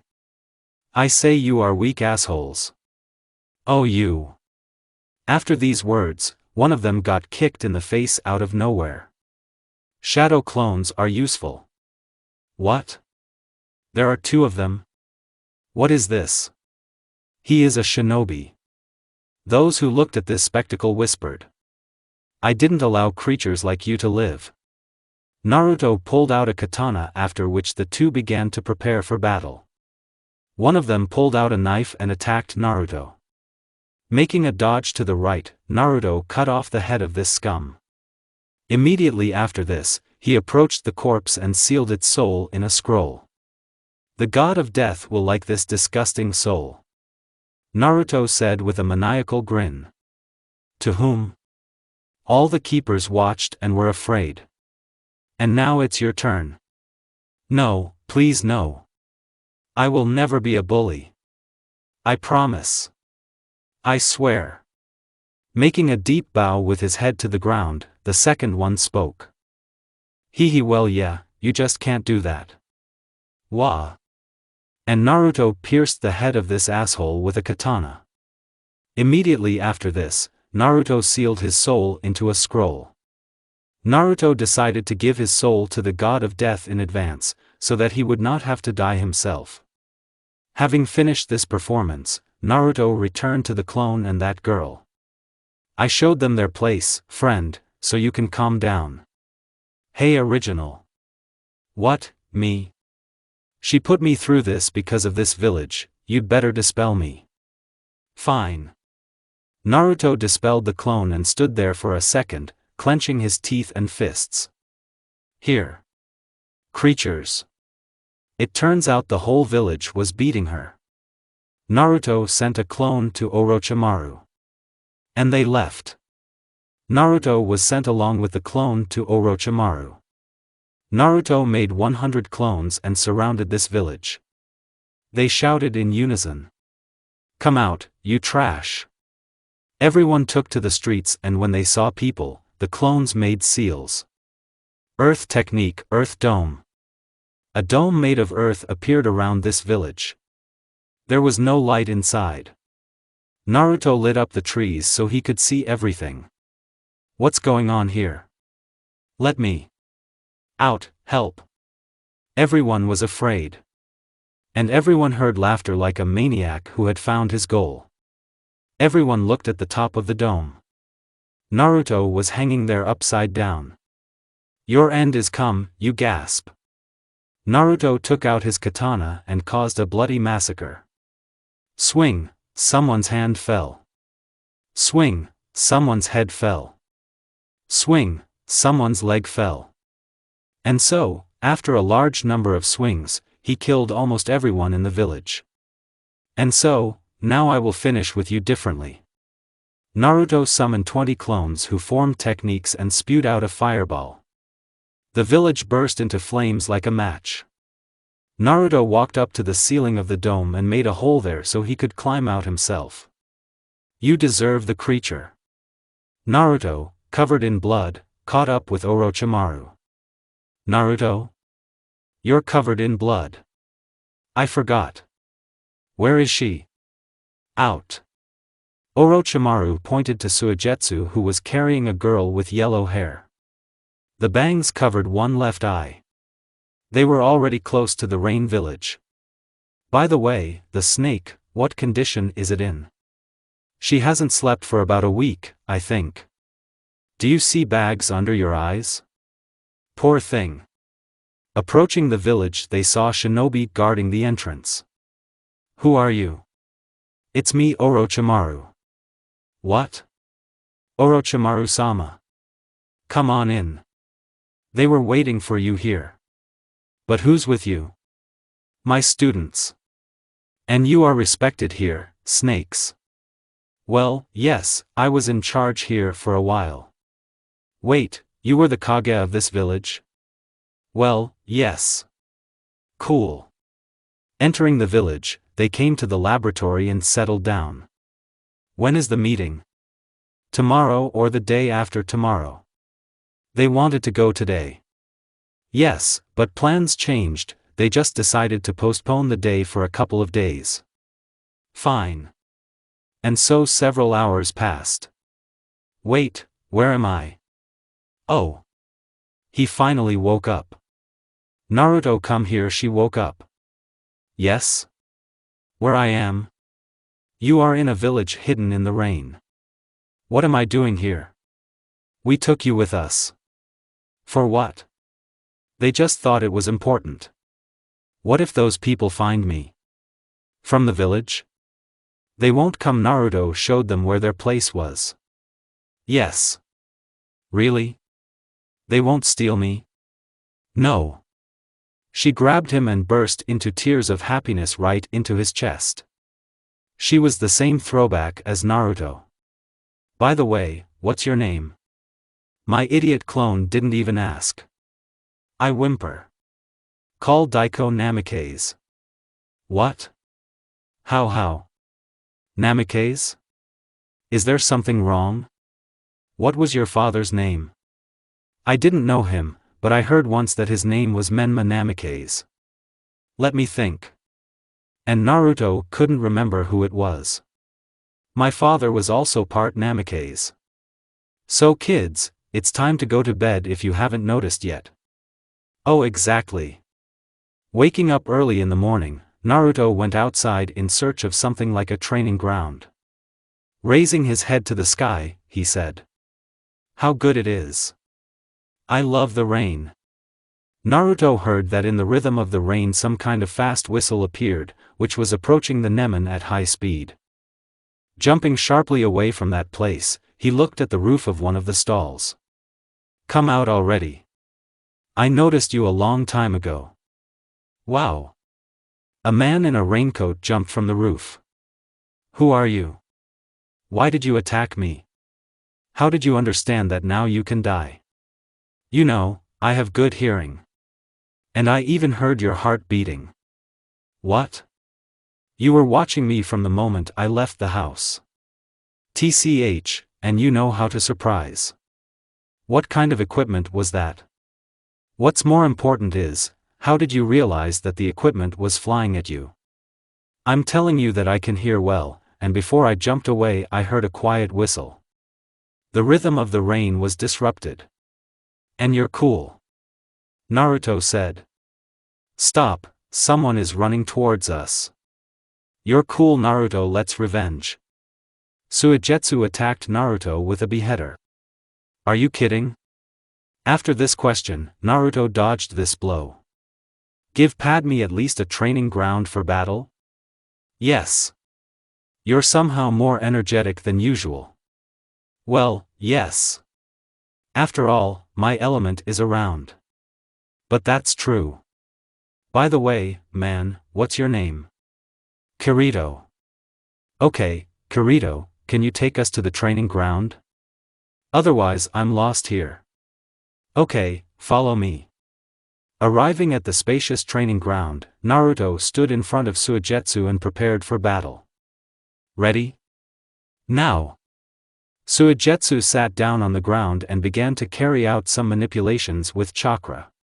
Ready? Let's start. Naruto made clones that surrounded Suigetsu.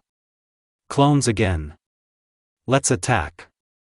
The clone said as they made certain seals. Righten. Lightning arrow. In a moment, lightning arrows flew at the merman.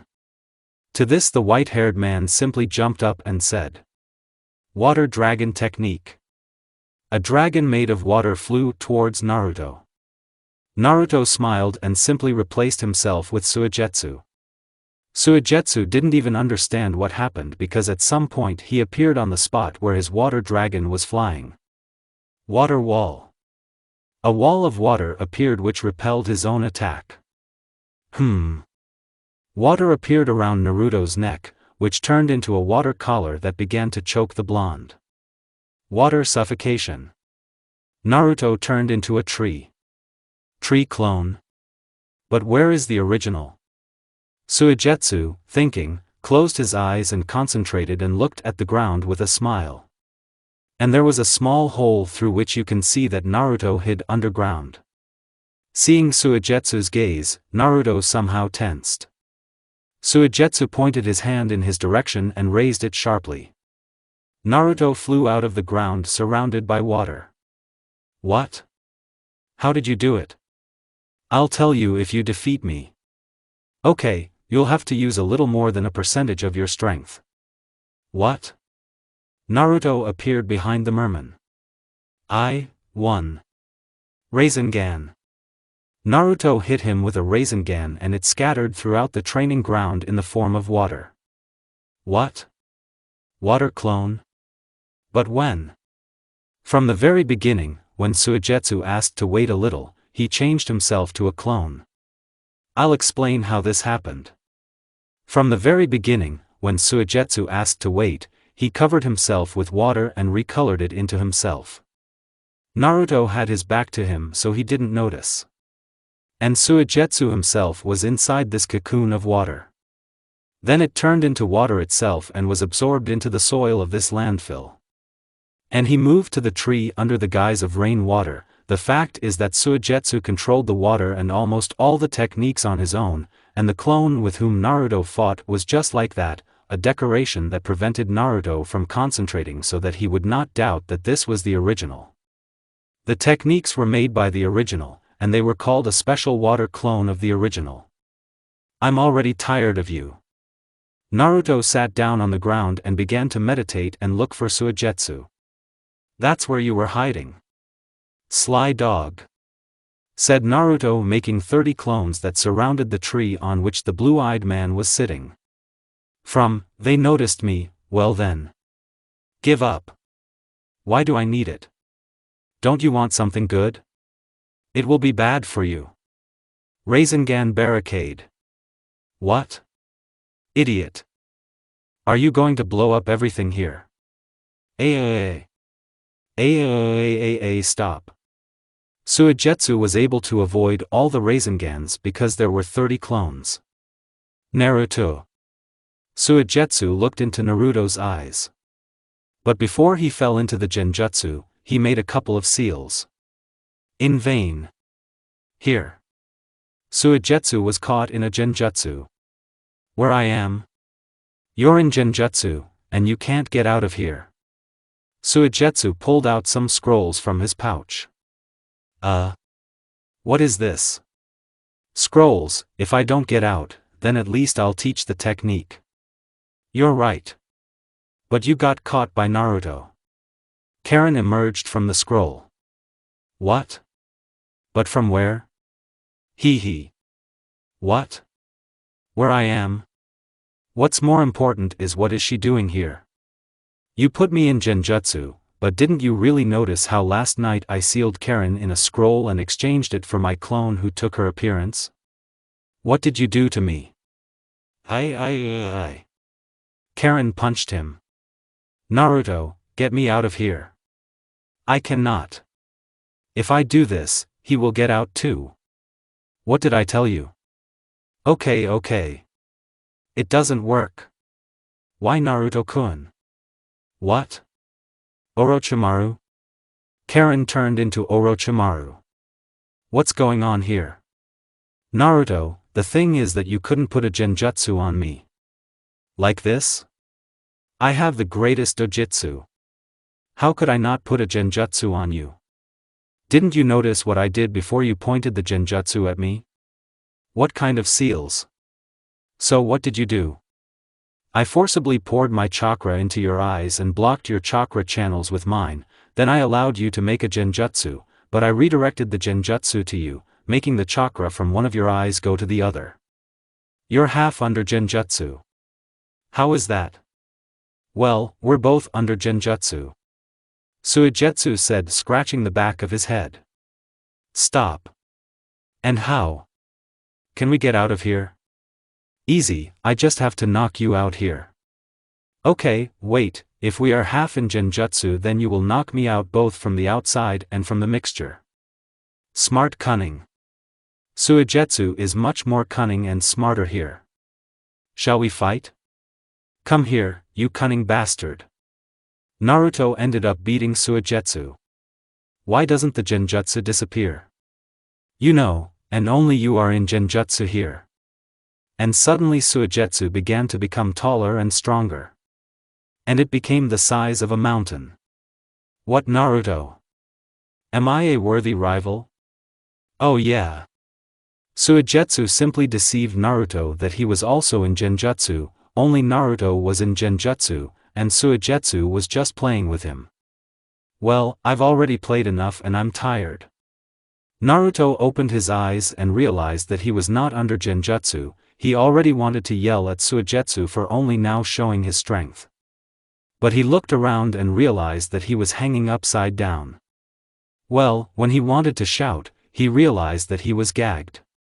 He was hanging upside down on a tree with his mouth gagged. And then after 5 seconds he noticed that not far from him, under a tree, Suigetsu was sleeping. Suigetsu opened his eyes when he heard that Naruto had woken up. Dash. Dash. I'd better sleep. MH. Bastard KGD, I will choose those PPC. Tried to yell at Suigetsu Naruto through his gagged mouth. And Suigetsu, not understanding anything that Naruto was saying, continued to sleep. Naruto-kun, what are you doing? What? Where I am? Stop. Suigetsu Databe. Can you explain why the entire test site was almost destroyed? This gray-haired man wanted to fight with me.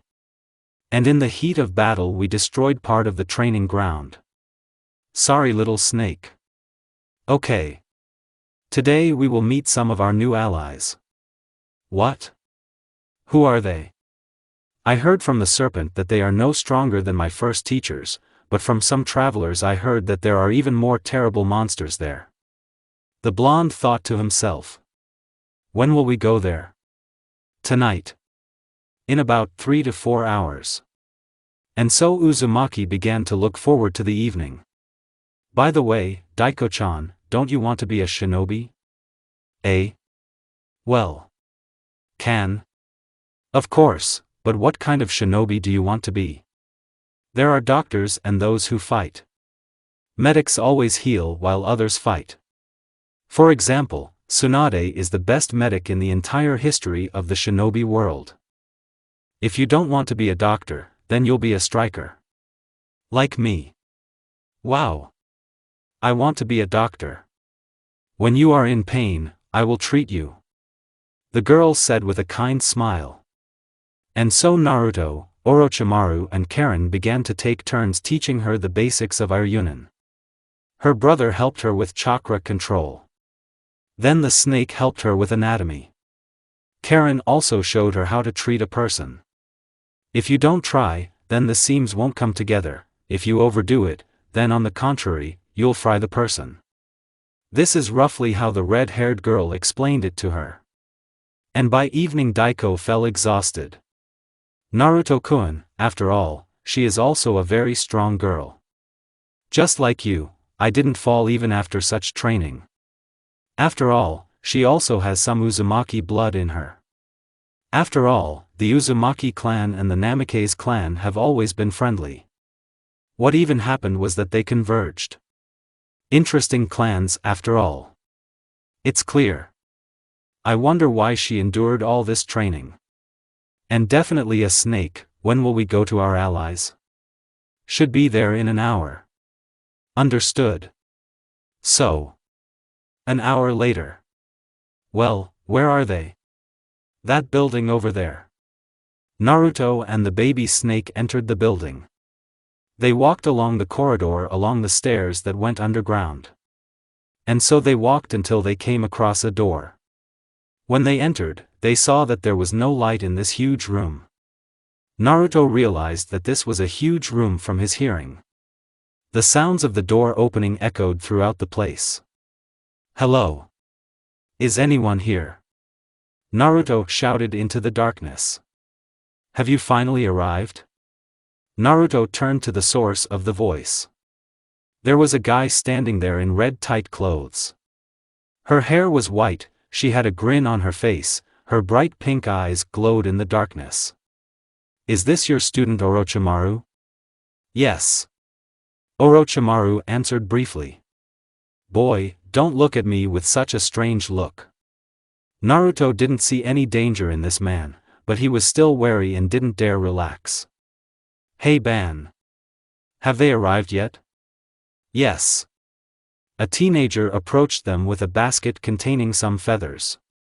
He had some kind of tattoo on his shoulder, pink hair, a sleeveless shirt that was unbuttoned, but it did not cover parts of his muscles. He also had some kind of scarf that looked like scales. The scarf was white. There was a playful smile on his face, and he himself ate pies on the way to Naruto. Where are the others? Asked the snake. They went to get some fresh air. Said a certain Ban. Let's brush it off. Suggested the pink-haired Naruto. Yes. I want to see what everyone in this organization is capable of. By the way. What's your name? Sorry, I forgot to introduce myself. I'm Natsu Dragneel.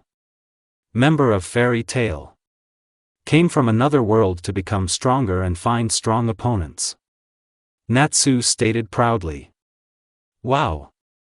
From another world. Kurama, check it out. Everything is fine, they have no bad intentions. This Natsu is telling the truth. It's clear. And so everyone went into a separate room in which it was already as bright as day. There were trees, a river, and so on. What? Sun? But from where? This is not the sun, my friend, this is my flame. It lights up the place. All this is grown. This is where we train. This strange place reminded Naruto of a clearing. Orochimaru and Ban stood at the entrance to this huge room. Naruto and Natsu stood opposite each other. They started a fist fight. Natsu wasn't fighting seriously, he was just having fun. Naruto, of course, thanks to his eyes, was superior to Dragneel, but Naruto was sure that his opponent had a lot of strength. Since such a huge ball as bright as the sun can only be created by a true warrior of the element of fire. Naruto made the seals and shouted. Great ball of fire. Natsu just devoured this fire. I've eaten and I've gained strength hee hee. What the? Thought the snakes and foxes with Kurama. Breath of the fire dragon. Natsu shouted, cupping his hands over his mouth. Shinra Tensei. Naruto shouted and the fire flew back. Stop. Where is he? Yes, here I said to Natsu, who was standing behind Naruto with fire on his feet. Accelerated using fire? Smart. Naruto flew away from Natsu's fist, who stroked his face. Naruto flew 15 meters away, but was able to fall straight to his feet.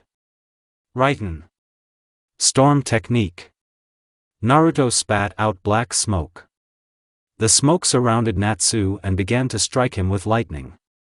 At some point, Natsu began to eat lightning, and so he devoured Naruto's second technique.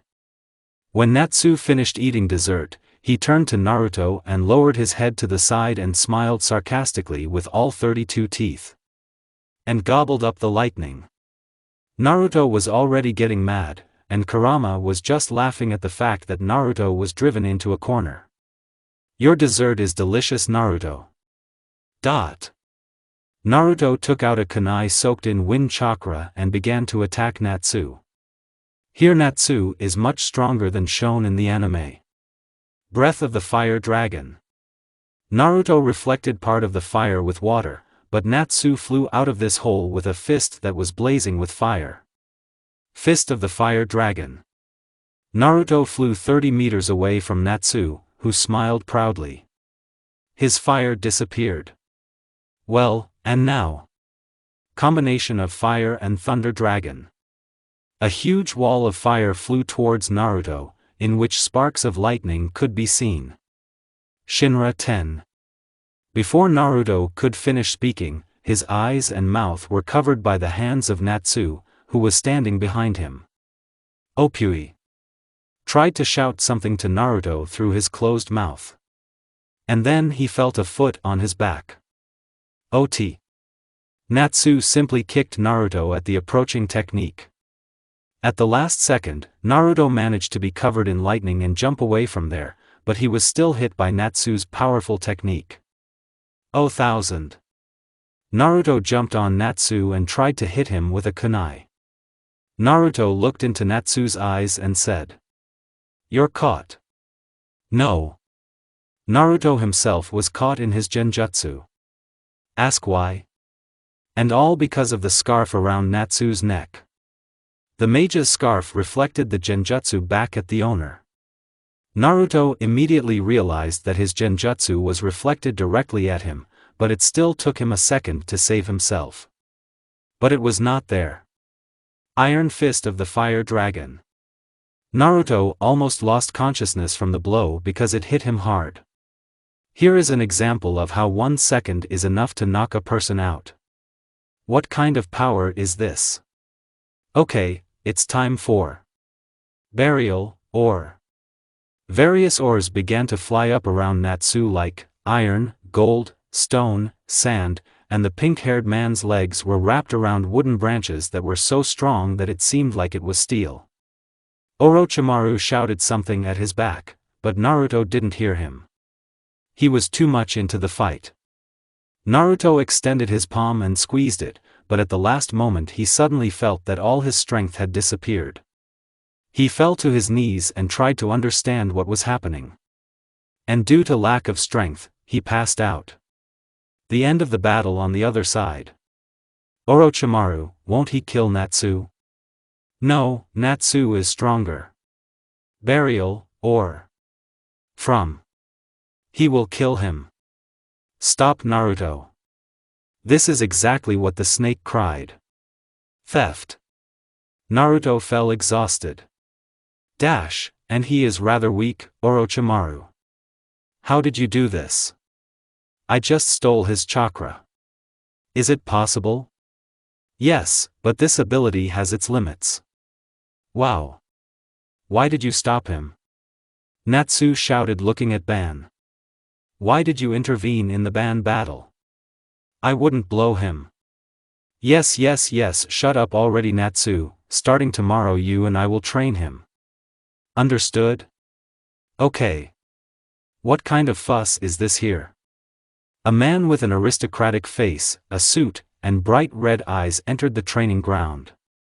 He was dressed in a tuxedo. On the fingers were rings with crystals of different colors, namely red, black and blue. Opana, you're a little late, Lucifer. Ban said with a grin, looking into Lucifer's eyes. Yes, such dark forces will be involved here. Hello, Orochimaru, I have heard a lot about you. Oh, come on, Lucifer-sama. I have a question. Which one? What kind of little thing is lying there? He pointed his finger at Naruto. This is my student. He is weak now, but in the future he can definitely be one of the strongest in this world. I see you love him. He's more than just a student, isn't he? Exactly, I am his godfather. That's how it is.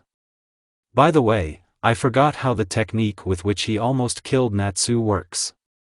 From the very beginning he threw sand into the ground which crushed the ores that were underground, and he used the ore in the same way as Gaara used his sand.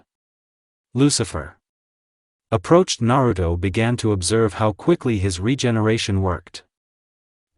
Really? He touched Naruto's forehead and climbed into his subconscious. How I knew it was you, Kurama. Lucifer. Get out of Naruto's subconscious. Shut up.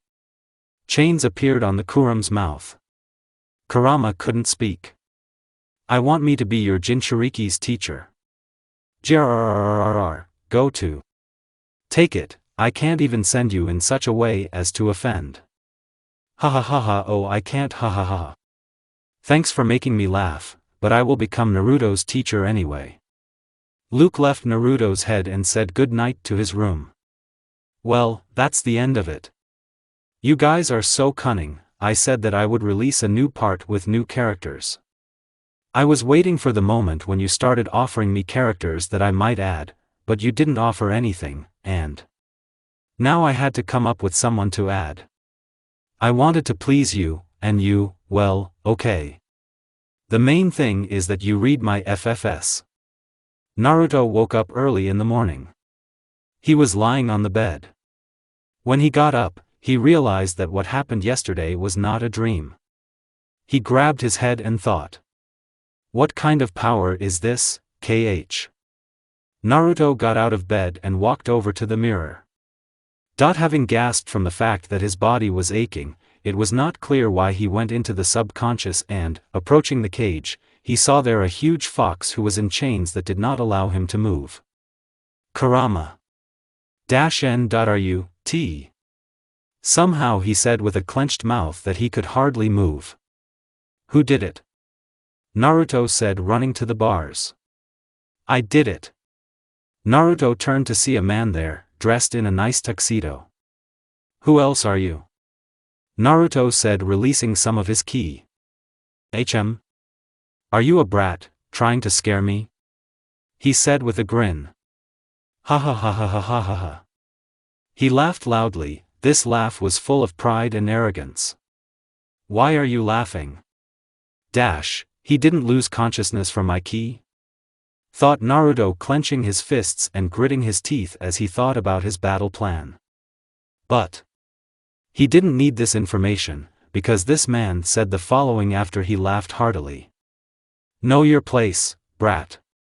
Naruto was nailed to the floor by ki, which was worse than Kurama's. Where, such power? Naruto wheezed, unable to move. From now on you are my student, brat. But, for some time you will be trained by Ban and Natsu. Understood? Bastard. Ov. Have you completely forgotten your place? The man's commanding voice made every cell of Naruto tremble. So that's why Kurama didn't heal me, he howled and was bound by chains that kept his chakra in check. Naruto thought.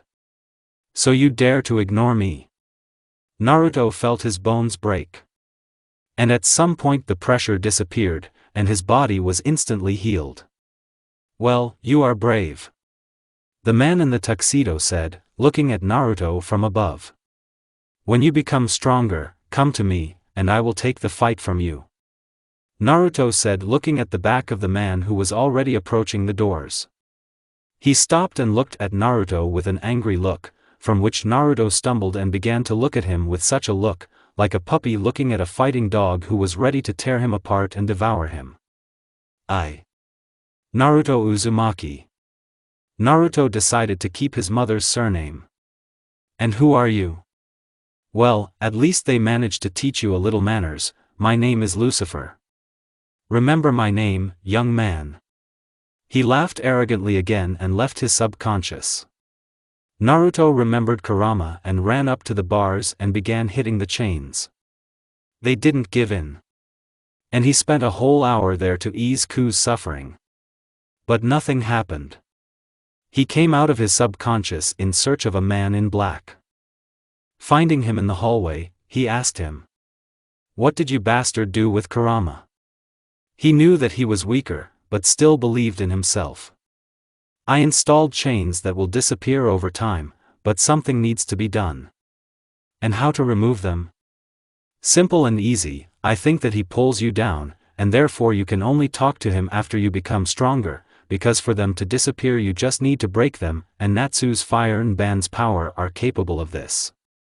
I checked everyone in my own way before they came to this organization.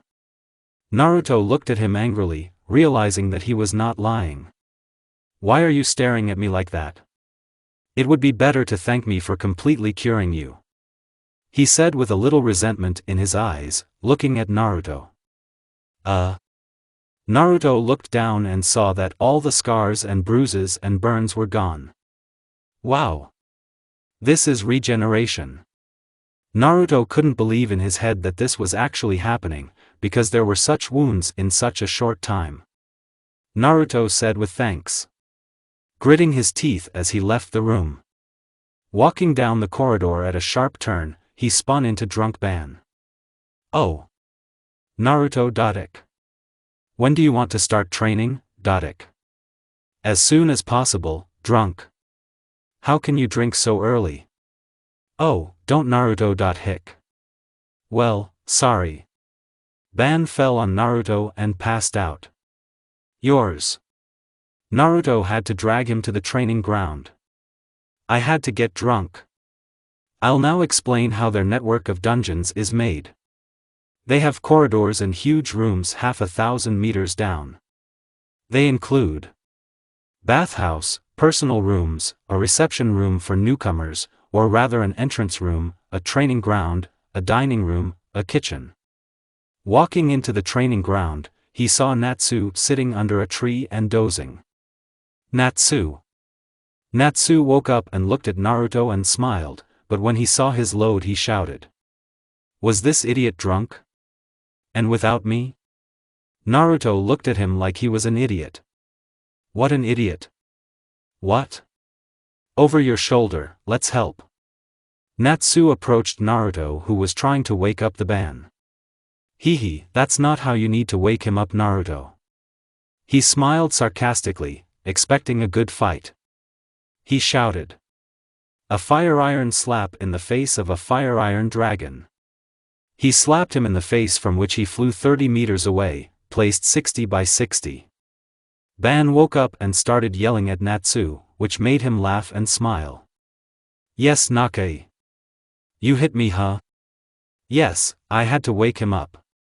Natsu loved waking up this idiot like that. Shut up both. Natsu, reminds me of Lucy, no, Elsa Brr. Ban, reminds me of King. They looked at him with a look full of resentment. What did such a family do? Who will train me? Exactly. Are you going to wave? Natsu asked, smiling. Yes. No. You waved enough yesterday. Shut up, the drunk. Naruto shut him down. Shut up, exhibitionist. Who? Then why are you wearing only pants? Although Gray went without them at all. After half an hour of showdowns, they began training. And who will you start with first? Ban asked, yawning. With Natsu. Yesterday I started messing with him, so now I'll be with him for the first time, then with you. Where do we start? Well, as I noticed yesterday, you master both elements. Yes. Well, so I went to drink, bye. Well, then. Natsu approached Naruto and said. The training has begun. Natsu placed his hand on his shoulder and Naruto became covered in a blanket of fire. Well, this is not what I wanted. And what you need? The fire must not come from outside you, but rather seethe in your veins, understand?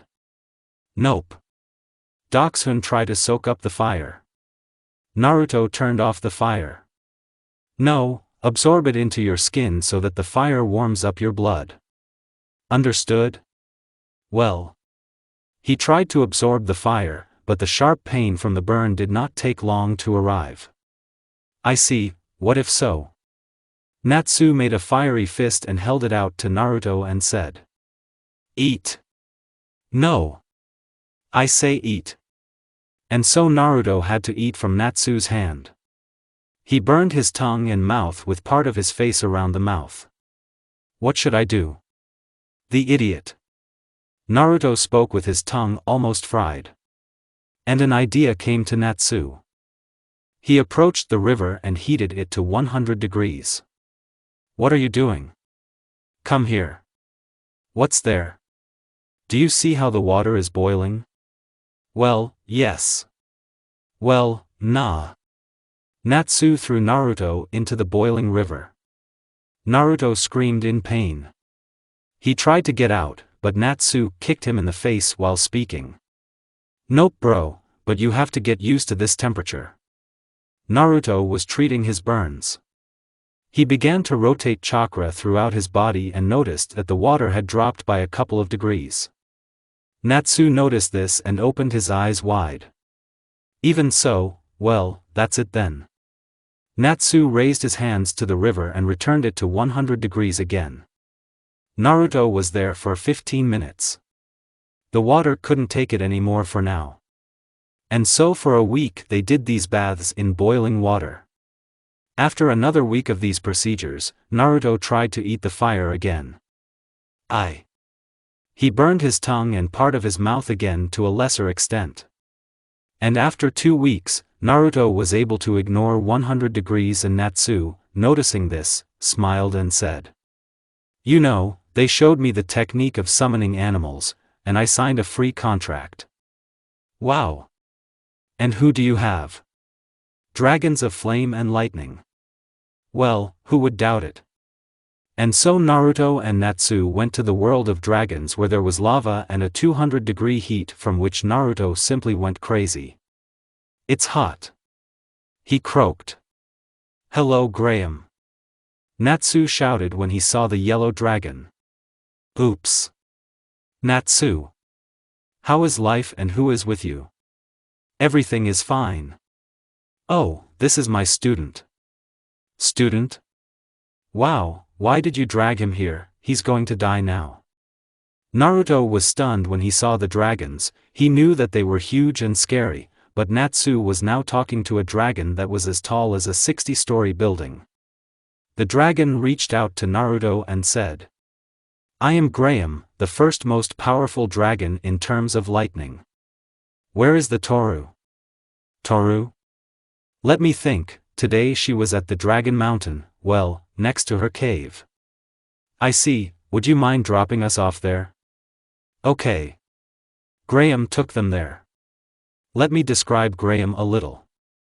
He is a tall yellow dragon with yellow eyes, a vertical black pupil and 3 horns on his forehead.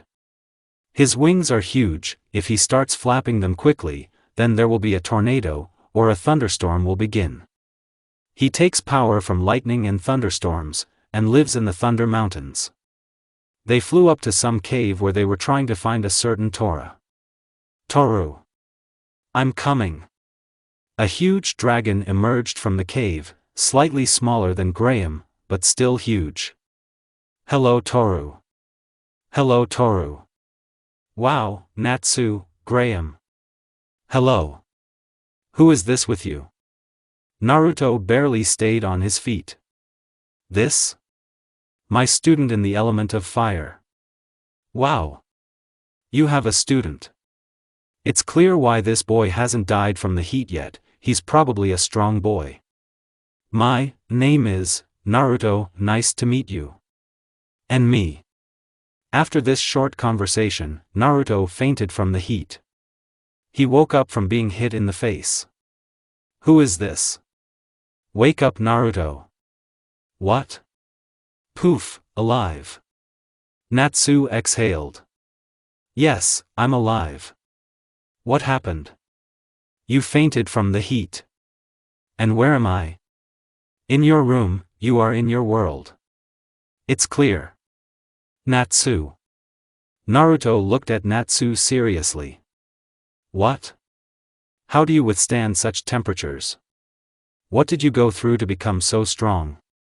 Yes, I was raised by a dragon since childhood. The dragon? Yes, in my world, I was raised by a dragon named Dragneel. Sorry for the question, but where is he? Eh? He is alive, he is just in the world of dragons, he is the most powerful fire dragon. Naruto was stunned when he heard this. After all, he was afraid of Natsu, he grew up with dragons. This scared him the most. You are still too weak, Naruto, to train with him the elements of fire. Naruto lowered his head. Natsu realized what he said and began to apologize. It's okay, Natsu, you're right. But don't worry. I will make you stronger. Natsu spoke with a wide smile in which his fangs were visible. Naruto thought. I want the same fangs, And he said. Let's start training. Well done. I see you are full of strength. And so Natsu transported them to the dragon world again. It's hot again. Naruto. Your task is to endure in this world for half an hour, understand? By the way. Have you even eaten? Nope. Then, after training, I'll feed you from the belly, okay? Then I'll get fat. No, if you warm your blood at the same time, then all the colors will burn out. Believe me, I always eat to my heart's content, and when I consider it necessary, I do so. Okay, I'll trust your experience. By the way, I have to go to Graham now. If anything happens, I'm on that mountain over there. Pointing to the tall mountain, Natsu said. And? Should I climb there? No, you just need to send a fireball to me, I'll see it and eat it, then I'll come myself. Okay. Good luck. Natsu left. And so, Naruto was left alone. It's so hot.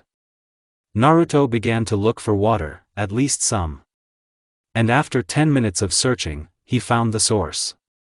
He approached the rock and, rising above it, he saw some girl among the steam. She had a good physique, the right figure. I will describe her. She had a green dragon tail, yellow hair, at the roots of her hair they were red, and then lower and lower in the fall they acquired the color of wheat, but in the end they acquire a light pink tint. The eyes are red with a vertical black pupil. 2 horns on the head. She was naked. Cute face. The lack of clothing showed off her ample breasts. Naruto blushed. He liked her. She's so cute. Naruto slightly raised his head closer to see more, but a pebble fell from the cliff into the water, revealing his presence and location. Hearing the sound, Toru looked at the source in surprise. Seeing Naruto, she said. Oh. Naruto-kun. Or here. Hearing this, Naruto shook his head. Well, come here. She spread her arms, indicating that she wanted to hug him. Naruto thought. That she would drown me in this seething boiling water. He turned pale with fear. After all, this girl was swimming so calmly in this geyser, and not a source, as it later turned out. Well, if that's the case, then I'll drag you here myself. Hearing this, he was about to run, when he turned and took a step and crashed into something elastic, which caused him to fall. Raising his head, he saw Beauty's breasts. Raising his eyes higher, he saw her playful gaze. She hugged him and jumped into the water with him. Naruto let out a blood-curdling scream from the burns, but under the water, because of which only the gurgling of the water could be heard. Toru then apologized for a long time for almost killing him, and he apologized for spying on her. She didn't care that he saw her naked, because dragons don't know such a feeling as shame in front of a boy because of his naked body in human form. And so Naruto was like slime after a while. And having made seals of the fireball, he launched it towards the mountain. Natsu and Graham were there. Graham was winning because they were both exhausted, but he still had a little more strength. Seeing a ball of fire flying towards them, Natsu jumped and gobbled it up in one sitting. So I devoured it, and gained a heroic strength. Slyly smiling, I looked at Graham, who opened his eyes wide with fear. Natsu made the final blow and won. Bugagagagaga. Oh you. Sorry for cheating, but you're a dragon, so I can. Natsu understood that it was dishonest, but the fact that he was fighting with the most powerful lightning dragon gave him a chance to cheat. Lada. I went to Naruto. He will now die from the heat. Having reached Naruto, Natsu took him and so they went to the human world. The burns disappeared due to Toru's help, so Natsu didn't suspect anything. Naruto, after training with Natsu and a delicious lunch, began to rest. And while he was lying on the bed, a thought came to him. When will there be training with Ban? Kurama, listen. He was closed from me, I can't hear him. I understand that he wants to say something, but the chains don't give him a chance. Or maybe try to break these chains. After all, a week has already passed since the last attempt. Naruto entered his subconscious and again saw Kurama in chains, clenched his teeth and the station followed them. The chains didn't even move from this blow. In Kurama's thoughts. This demon has put such a strong mark on me. I can't shout out to Naruto. After he left, the chains tightened so that I couldn't even open my mouth. Naruto saw the anger in his friend's eyes, but he couldn't help it. The realization of this made him terribly angry. He began to use all the techniques that became 4 times stronger and 5 times stronger, thanks to training with fire dragons and Raiton dragons. Lately he has been using only these 2 elements.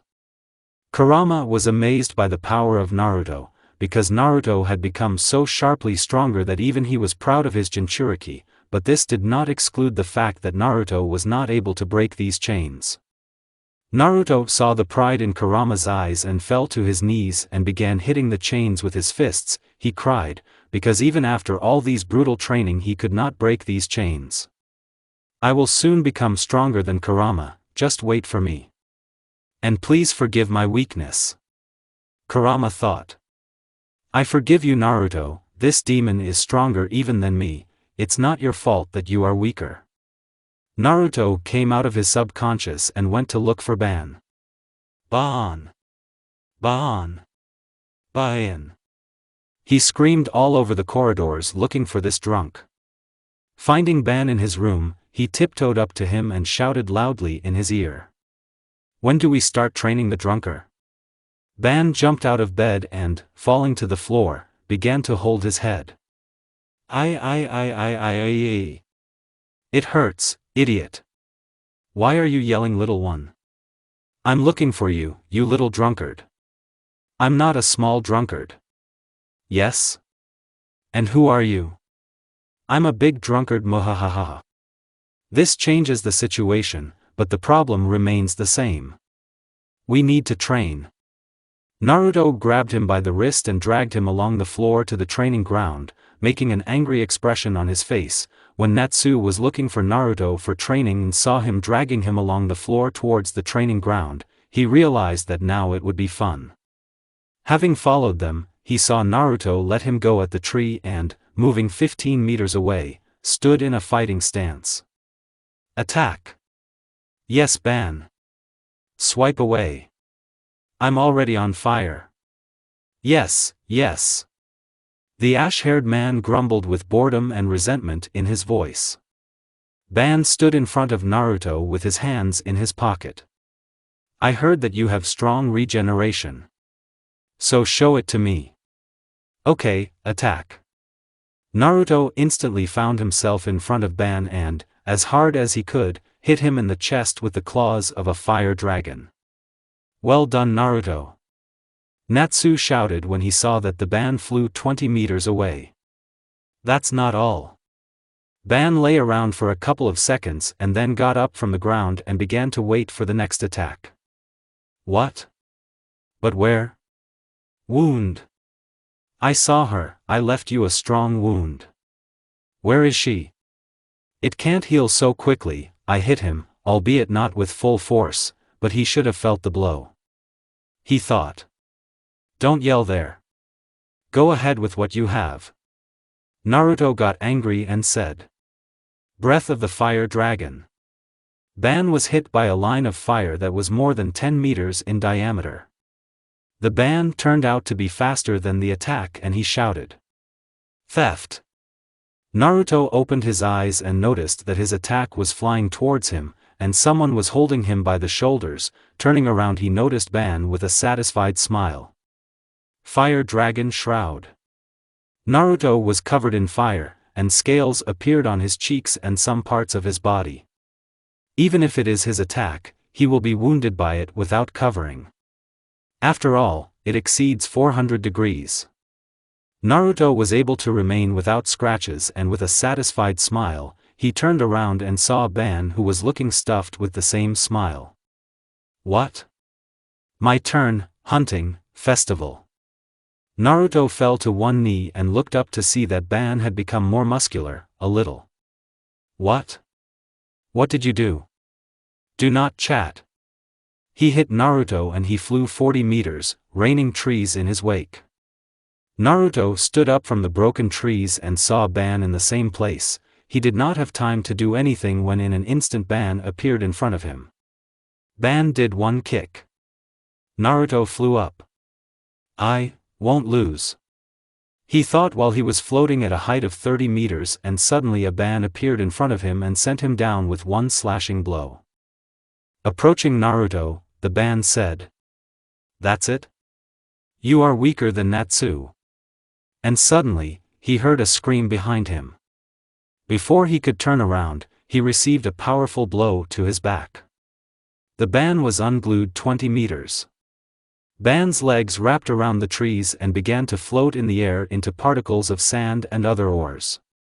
Technique, Magma Burial. Unexpectedly for Ban, the ore, of which there was quite a lot around him, began to heat up and began to stick with great speed to Ban, who was calmly waiting for the end of the technology. Perish! Naruto clenched his fist and Ban began to scream from the burns. Naruto thought, "Good chance. Breath of the Fire Thunder Dragon." Naruto exhaled his attack, which burned Ban's body and turned him into ashes. But a second before the breath attack. And he seriously wants to kill me. Okay, you have become stronger than Naruto. Having made one blow to the neck with his hand, he cut off his head. The head flew to Naruto's feet, pretending to be dead, and the Ban watched as his quail fell. I'll explain why his body turned to ashes. Yes, he is immortal, but he just wanted to scare Naruto and see his reaction to his death. Knowing that Naruto was serious, he made his body burn alive, but he remained alive. Naruto began to breathe heavily, falling to his knee. He began to watch as only ashes remained from Ban. What?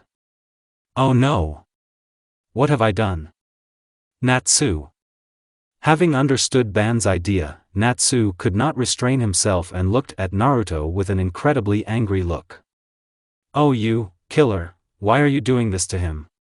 Natsu-kun. I did not want. Sorry. Natsu turned sideways to Naruto and said, "Don't you dare call me friend anymore. Natsu, brother. I'm sorry." And then Ban could not restrain himself and laughed loudly. Naruto turned pale with fear. Are you alive? I came to take revenge. I will come to you in your dreams and torment you. Naruto said. Here it is, you. He kicked Ban's enclave at Roger, causing him to fly several meters away. A week ago. Naruto-kun, you know, Natsu and Ban are from other worlds, but each has their own backstory and aces up their sleeves. Which ones? Natsu's scarf protects him from genjutsu. He is also capable of eating fire and lightning. I know, I experienced it the hard way. And Ban? He is immortal. Another imposter? No. Don't you remember, there was one shinobi named Haiden who was immortal, but as it turned out, he could die from hunger or dehydration. Yes, but the Ban is not like that. He is really immortal. He tried to die many times, but he failed. Okay. Don't forget this, understand? Yes, little snake. Now. What? Ban laughed loudly and was pleased with his joke. Well, forgive him, Naruto, brother. And just shut up, Natsu. He made such a face. And he pretended to look at me. After a couple of seconds, the three of them burst out laughing. Okay. And over time, Naruto learned to use steel, and the hunting festival too, but not at the same level as the ban. And returning to the subconscious, he again tried to break the chains. Nothing worked, but the chains were shaken by Naruto's blow. Kurama opened his eyes wide at what he saw.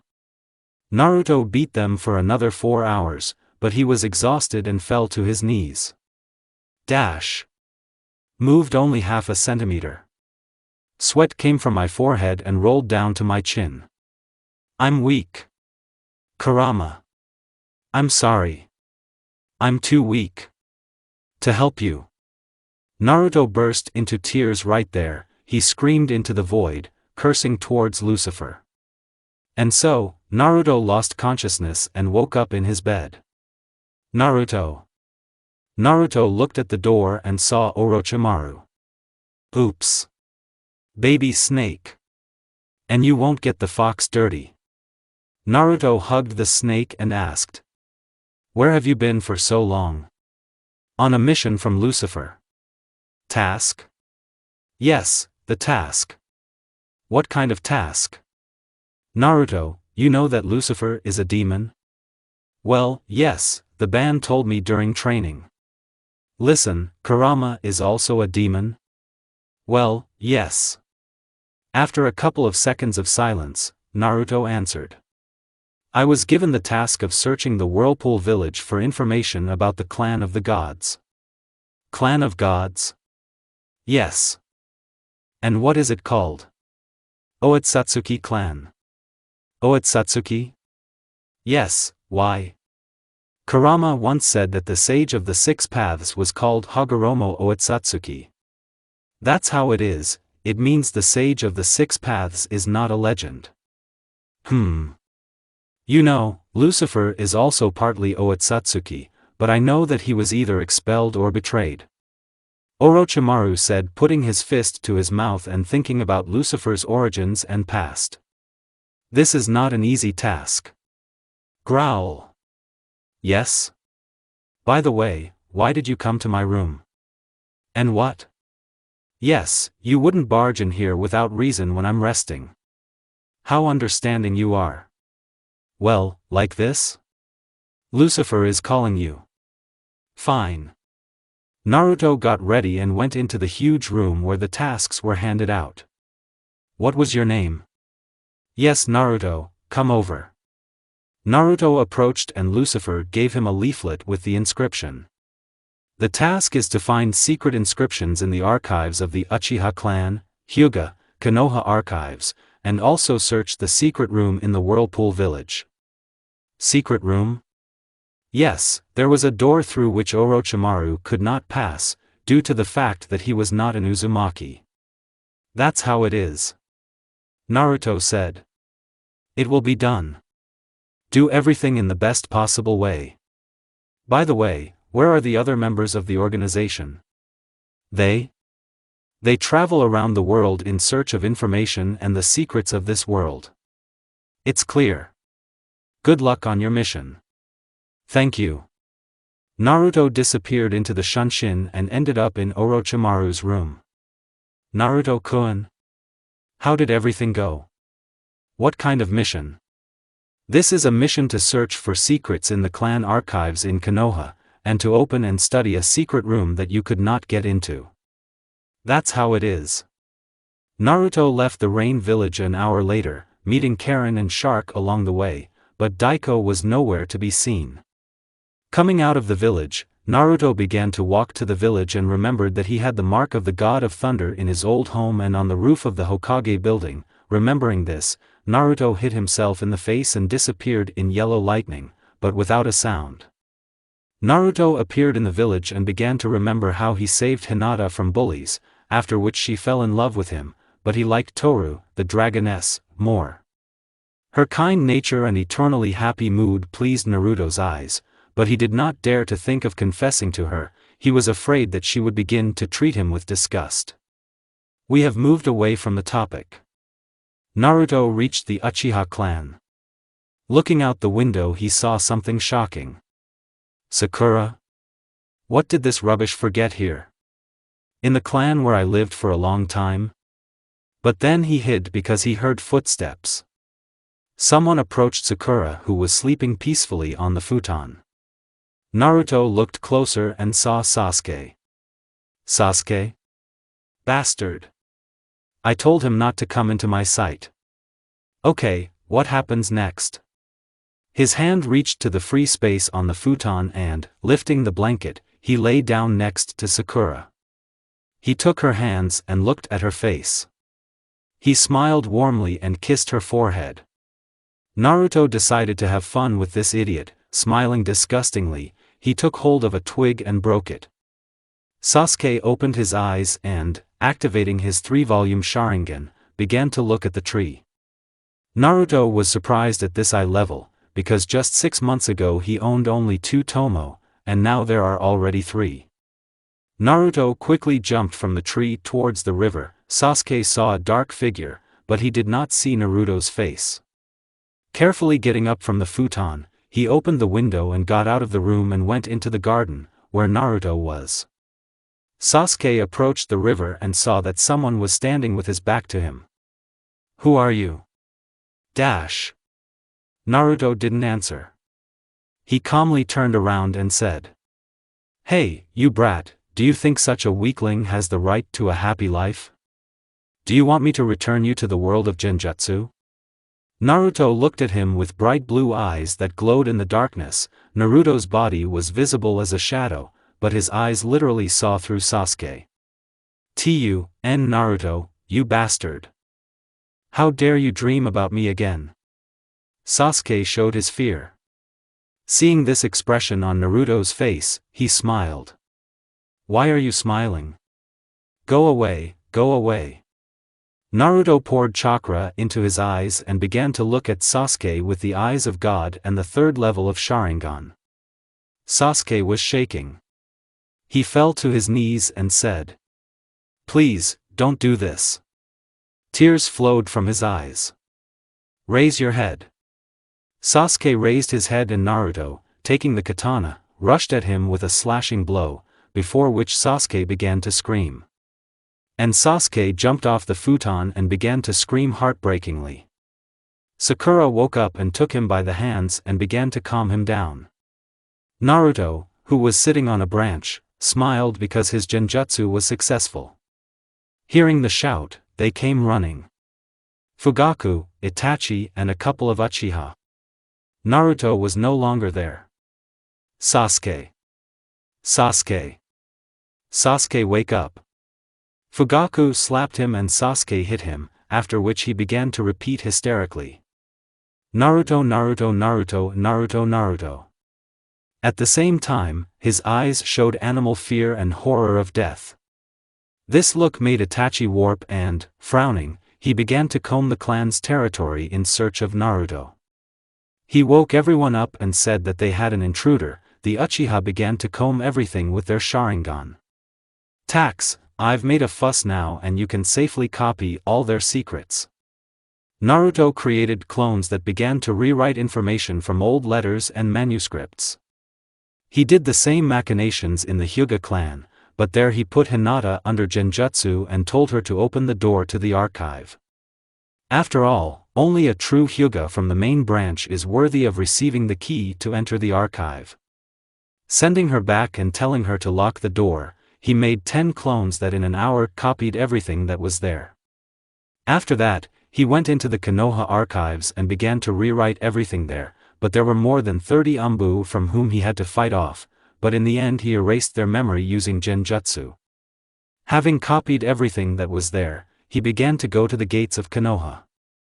Having knocked out Izuna and Katetsu, he stood in the gateway and said, Itachi. Did you find me? How did you find me? I learned to hide my chakra better than before. Itachi jumped towards Naruto and stood in front of him at a distance of 10 meters. Why did you put a genjutsu on Sasuke? You are almost brothers. He is not my brother, at most an acquaintance. For me, TV and Shursui were real brothers. Naruto said without looking into Itachi's eyes. You understand that after your departure, the attempt to remove the seal of their clan from Niji Hyuga, and after the fight with Hayashi herself, you were recognized as a new Nin. Itachi said calmly, looking at Naruto with some sadness. What? So this is how everyone recognized me. Naruto was angry, but he had no time for that. So I'll have to. Itachi took out a kunai and stood in a fighting stance. His gaze was full of sadness, pain, but mixed with these feelings in his eyes there was seriousness and readiness for battle. Itachi. Itachi blinked, after which Naruto said. You know, while you were there in the clan trying to find me. Naruto made a thoughtful and intelligent face. I stuffed your clan with explosives, and you know? If you attack, I'll give you fireworks. Naruto grinned nastily and began to watch Itachi's reaction. She was full of shock. Itachi let go of the kunai and knelt down and said. Even if I became an Umbu of Konoha, but even so, I ask you, don't do this. Itachi was in a bad position. Fine. Itachi looked at Naruto, who was calmly walking away under the cover of darkness, disappearing into the wind.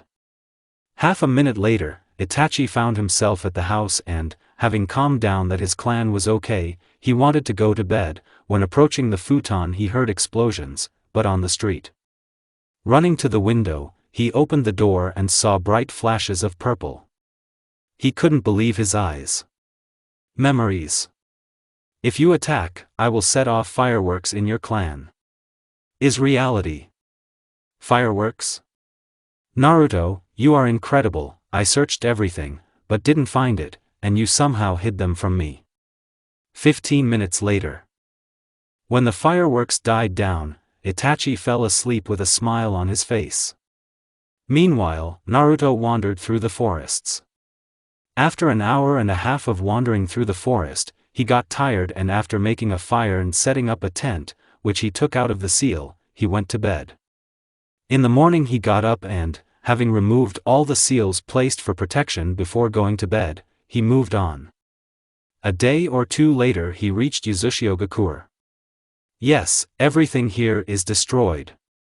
Naruto said, looking at the remains of a great village that was destroyed by an alliance of countries, but he did not understand why Konoha did not come to the rescue, and how his relatives could lose. After wandering around the area a little, he found a huge building that had been destroyed, but after climbing there he found that very room. The door was iron. And what's so complicated? Naruto grabbed the handle and felt an electric shock. Naruto said, grabbing his hand, after which, after thinking, he decided to make clones who would try to open it. He tried to hack it, undermine it, dig under it, cut through its kanaki soaked in chakra, but nothing worked. After an hour of effort, he began to think. Why couldn't anyone open it after the destruction of the village?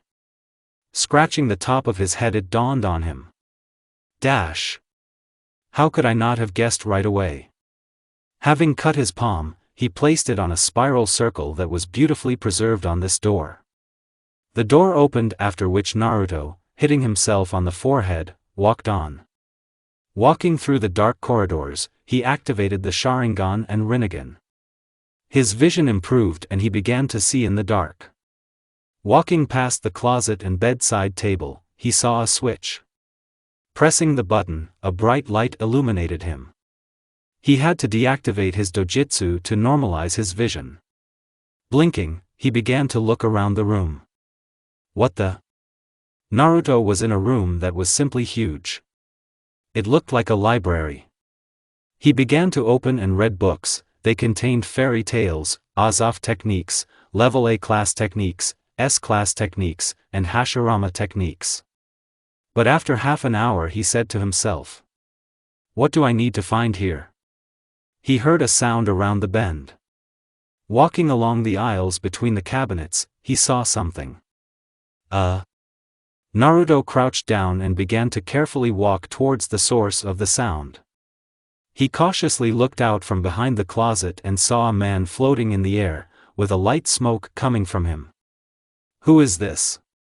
The man turned and looked at Naruto and said, flying away through the aisles. "Follow me." Naruto ran after him, recognizing him as Mifune, the first and last representative of the heads of the Uzumaki clan. "Where is he?" Naruto cursed, losing sight of him. "Here." Naruto turned to the side where he saw Mita Uzumaki and Ashina Uzumaki. "Mito Uzumaki?" Naruto screamed. He followed them and tried to keep up, but suddenly they sped up and disappeared in the air. Huffing, Naruto began to look for them throughout the room. And then Naruto felt someone poke him in the back.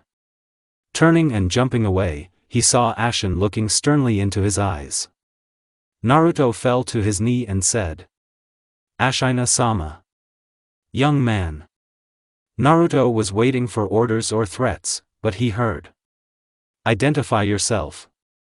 "My name is Naruto Uzumaki Namikaze, I am the son of Kushina Uzumaki, I am the Jinchuriki of the nine-tailed demon fox." "What? Kushina? I see, that means you are her son." "Yes, why? Do you even know that she is my daughter?" "Daughter? It turns out you are my grandson." "What?" Naruto screamed and began to look at Ashina in shock. "Naruto, is your heart pure?" Mifune appeared in front of Naruto and began to brutally crush him with his terrifying even kurama ki. Naruto felt the horror that gripped him. Perhaps Ashina is the strongest Uzumaki that Kurama has seen. "Knowing that you are our master's Jinchuriki, I cannot let you go so easily." "What? Sir?" Kurama could see what Naruto saw because he was able to move the chains at least a little.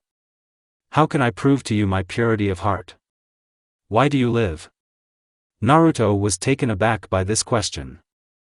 I live so that Kurama, my friends, my relatives, my loved ones, and even your acquaintances are alive." "Why, do you live helping others?" "Want. That's not enough." Naruto was afraid of Ki Ashina, but even so he dared to look into the eyes of the head and say, "This is my way of the ninja." In a moment after that, Ki Ashina disappeared. And he said, "Now I can leave my clan on your shoulders, from now on and forever and ever, you, Naruto Uzumaki, will be my heir to the title of head of the Uzumaki clan." Mifune stretched out his arms in both directions and extended his hand and said, "Are you ready to become my student and the heir to my power?" "Yes." Naruto reached out and heard. "Then, complete my tasks." Naruto found himself in an empty room that was empty. After a couple of seconds, more than 30 shinobi appeared there, standing with their heads down. After the start sign sounded, they all simultaneously raised their heads and began to attack Naruto. Naruto fought back and fought only with taijutsu all the time. With one blow he pierced the chest of one shinobi, but there was no blood. "Puppet? Weakling!" Naruto was grabbed by 3 puppets and thrown against the wall. Naruto crashed and stood up and said, "Shadow cloning technique." More than 30 clones appeared. Naruto couldn't understand why he couldn't control his chakra. And after half an hour he noticed that the puppets were not running out, but vice versa. When he cuts the puppet with a sword, it breaks up into parts and, going into the shadows, they return in the form of 2 puppets. Naruto noticed that no matter how hard he tried to make it brighter, he couldn't do it. And at some point he noticed that they were weak to water techniques. He said, "Perfect flow." They were covered by a wave that smashed more than 30 of the 100 puppets. Naruto could not understand what was happening. Sharingan doesn't work here. It wasn't a genjutsu, Naruto had already checked. Having made 1,000 clones, He forced them to make a water tornado which began to destroy all these puppets. After the puppets disintegrated into a mountain of fragments and parts, they began to go into the shadows, after which Naruto struck the water with lightning, thereby frying those who were in the shadows. There were special puppets that brought other puppets back to life. But some remained, and they will bring them back to life again. Naruto made 100 shadow clones and shouted. Combination of shinobi gods. Raiden Suetun. Electrowater prison. The room filled with water, and a sphere of air appeared around Naruto, protecting him from his own technique. In an instant, an electrical voltage of 500,000 volts appeared in the water. In the blink of an eye, the puppets turned into black dolls that began to fall apart deathly into pieces. The wooden parts became charred and were no longer useful. The water sank and disappeared. Naruto, not understanding where she saw that water was flowing into some holes in the wall, which disappeared after all the water had disappeared. An opening appeared in the wall from which Ashura came out clapping his hands. Well done, grandson, you were able to do it. Behind me. Naruto walked into the corridor and looked at Mifune, who was standing on his feet and looking at him. What? Wait a minute. He touched him and realized he was alive. What? This is impossible. This old man is not the strongest Kage for nothing. I thought kurama. You noticed? But how? Before, I hated the Uchiha, because they tried to destroy our clan many times. During the war with this clan, I tore off the eye of some Uchiha and killed him. NGH. Naruto reached for the katana and, carefully grasping it, began to look at Ashura with confidence in victory. I know that you are also partly Uchiha, and also the possible head of the Uchiha clan, but also a couple of other clans, like Uzumaki, Namikaze, Senju. You're an interesting guy. But how did you know? Only the Hokage and Tsunade know this secret. He hid the fact that Madara was alive, because Mifune would kill her. Naruto, my boy, better instead of these stupid questions, tell me how Madara is? Didn't look at them? Ashura said with a kind of grin. This grin and the fact that Ashura knows that Madara is alive made Naruto tremble. Don't be afraid, Naruto, after the war Madara and I became friends. What? But our clan was destroyed, and Madara did not help the Uzumaki clan. No, the Uchihas of course fought with the Uzumaki, but after Hashirama became the Kage, and Madara his wife, our clan had to get used to them, because the Hokage's wife should always be next to the Kage if he goes to meetings, negotiations, and so on, especially since she is the head of the Uchiha clan. Naruto tried to digest the information, but couldn't.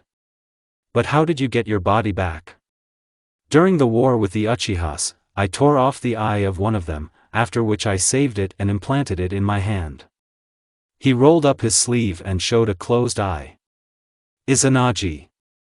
Well done, apparently you understood what I did. Yes. Grandpa, you used Izanagi before you died. But wait, how did you live to see this day? Still smart, my boy. Here it is, the speed of reaction and thinking of the Namikaze clan. Mifune spoke, laughing and clapping his hands. What? You know, the Sharingan is an eye that can be used like a time bomb. I used slow Izanagi so that everyone would think that I was dead, and leaving chakra as the guardian of this place I died, but Izanagi should have worked as soon as my heir chosen came my chakra, and you have come. Wow. By the way, how are Namikazes different? You didn't know? The Namikazes themselves differed in speed from other clans.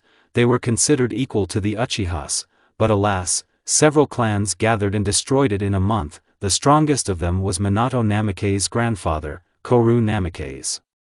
Even I recognized his speed, but he was still weaker. I understand. Naruto said and then began to follow Mifune, who was walking towards the library. Ashura walked silently with a calm expression on his face, but at some point he stopped. Naruto stopped too and began to wait for his grandfather to act. But here, a simply terrifying chakra began to press on him.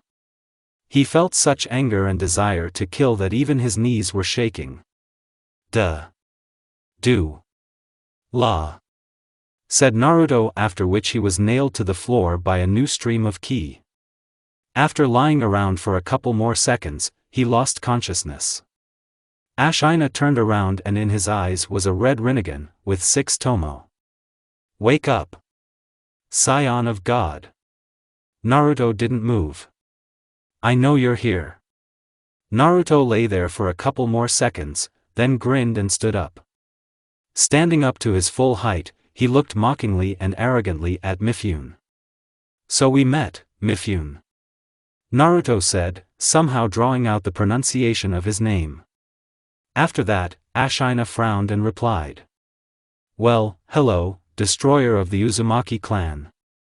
And this is the end of the long-awaited chapter of Naruto, the Genius of 5 Clans. How do you like it? We were surprised by the ending. I'm on vacation, so I'll try to write parts more often. Thank you for reading my FF. I hope for your comments and strong reaction. I won't spoil it, but I will say what will happen in the next part. Those who want to keep the intrigue until the next part need not read further, because now I will talk about the next part. Spoiler alert. In the next part you will find out how Uzushio was destroyed. Also, the terrible battle between Mifune and Naruto, whose control was curbed by some entity. I ask you to start thinking about who this destroyer Uzushio is, who took control of Naruto's body. Also, perhaps after the next part you will see Kurama again. This fox won't let Naruto be sad. Okay, I guess that's all, huh? I forgot, in the next part Naruto will receive a powerful power-up. So, my dear readers, wait. Arise, destroyer of the whirlpool. Naruto passed out for a few more seconds and then stood up with a wide, arrogant smile that only caused disgust in the head of the Uzumaki clan. Well, hello, head of the Uzumaki clan, haven't seen you. What did you forget in Naruto's body? Ashino looked angrily at Naruto, whose skin had turned pale and tattoos appeared on his arms. Also, a black spot resembling a tear appeared under his left eye. And on his left hand there were faithful tattoos similar to a manhole that wraps around his arms. His hair was gray and there was only darkness in his eyes. Behind his back were wings that were calm. Why did you get into Naruto's body? Not of my own free will. While I was having fun, the god of death sealed me in this boy, making him my Jinchuriki. Ashino winced at his answer because he didn't understand how he was having fun, because when he's having fun, he destroys nations and villages. Well, where did you have fun this time? What was our village not enough for you? Ashino glared at him, remembering how he, having taken representatives of 3 countries under Genjutsu, attacked the whirlpool, and using shinobi, he broke through the barrier and put everyone under Genjutsu to sleep in order to have a blast, because he doesn't like barriers. He killed one after another. He didn't need chakra, he just wanted to kill, but he also took away the Shakan, becoming stronger and stronger from this. Ashura held him back for a long time, but alone he did not have time to calculate the strength of Otsutsuki. And then Hashirama and Madara came to his aid, and the 3 of them gave him a strong rebuff, the onslaught of which Otsutsuki easily fought off. At some point, Madara got angry and became even stronger because she remembered the expression on the face of that man who, while eating and breathing, said, "Uchiha, I wouldn't want to see you last before my death, but please, help our leader in the battle with this monster, otherwise our clan will be exterminated." Madara clenched her teeth and said, "I won't let you bastard destroy the Uzumaki clan, even if we Uchiha and Uzumaki hate each other, but I will still save them." Madara rushed at God and received a blow to the face, after which, turning into smoke, he struck with a katana at the root of one wing on Otsutsuki's back, after which he, realizing what had happened, began to scream loudly in anger and turned around and grabbed her by the throat and lowering her down, raised his other hand up, after whereupon a gust of fire erupted from his free hand, which pushed the 2 away like an engine. He nailed Madara to the ground and then began to rapidly choke her. Saliva flowed from her mouth, and her eyes rolled upward, and she thought, "And will I die like that?" Immediately after this, her enemy was carried away about 50 meters. Madara! Hashirama called to her, and she closed her eyes. Hashirama made 10 tree clones and ordered them to take her far away so she could rest. Hashirama heard the evil god shouting at his back. Slowly turning around, he showed his angry look, and when he saw it, Otsutsuki just grinned and said, "What? Are you so mad because I beat this weakling? She cut off my wing so she got off incredibly easily. I could have killed her right away, so don't you dare look at me like that." And then Ashura cut off his second wing. God saw this, fell into the wildest rage. God kicked Ashino in the stomach and then flew after Hashirama, because he wanted to kill him first, and then Madara, and finally kill Uzumaki. He made a blow that was easily repelled and received another blow to the chest. He flew back a couple of meters and, touching the ground, said, "Lava territory. Lava cover." In some places there was lava that burned and destroyed all living things, and the god himself was covered with it, which is why he became stronger. Having attacked them, he began to beat Hashirama and Ashino, who did not let him near Madara. Madara shouted, "Icy air!" Everywhere with a radius of a kilometer in the air, ice began to appear directly from the air. All this was done to distract Hashirama and Ashino.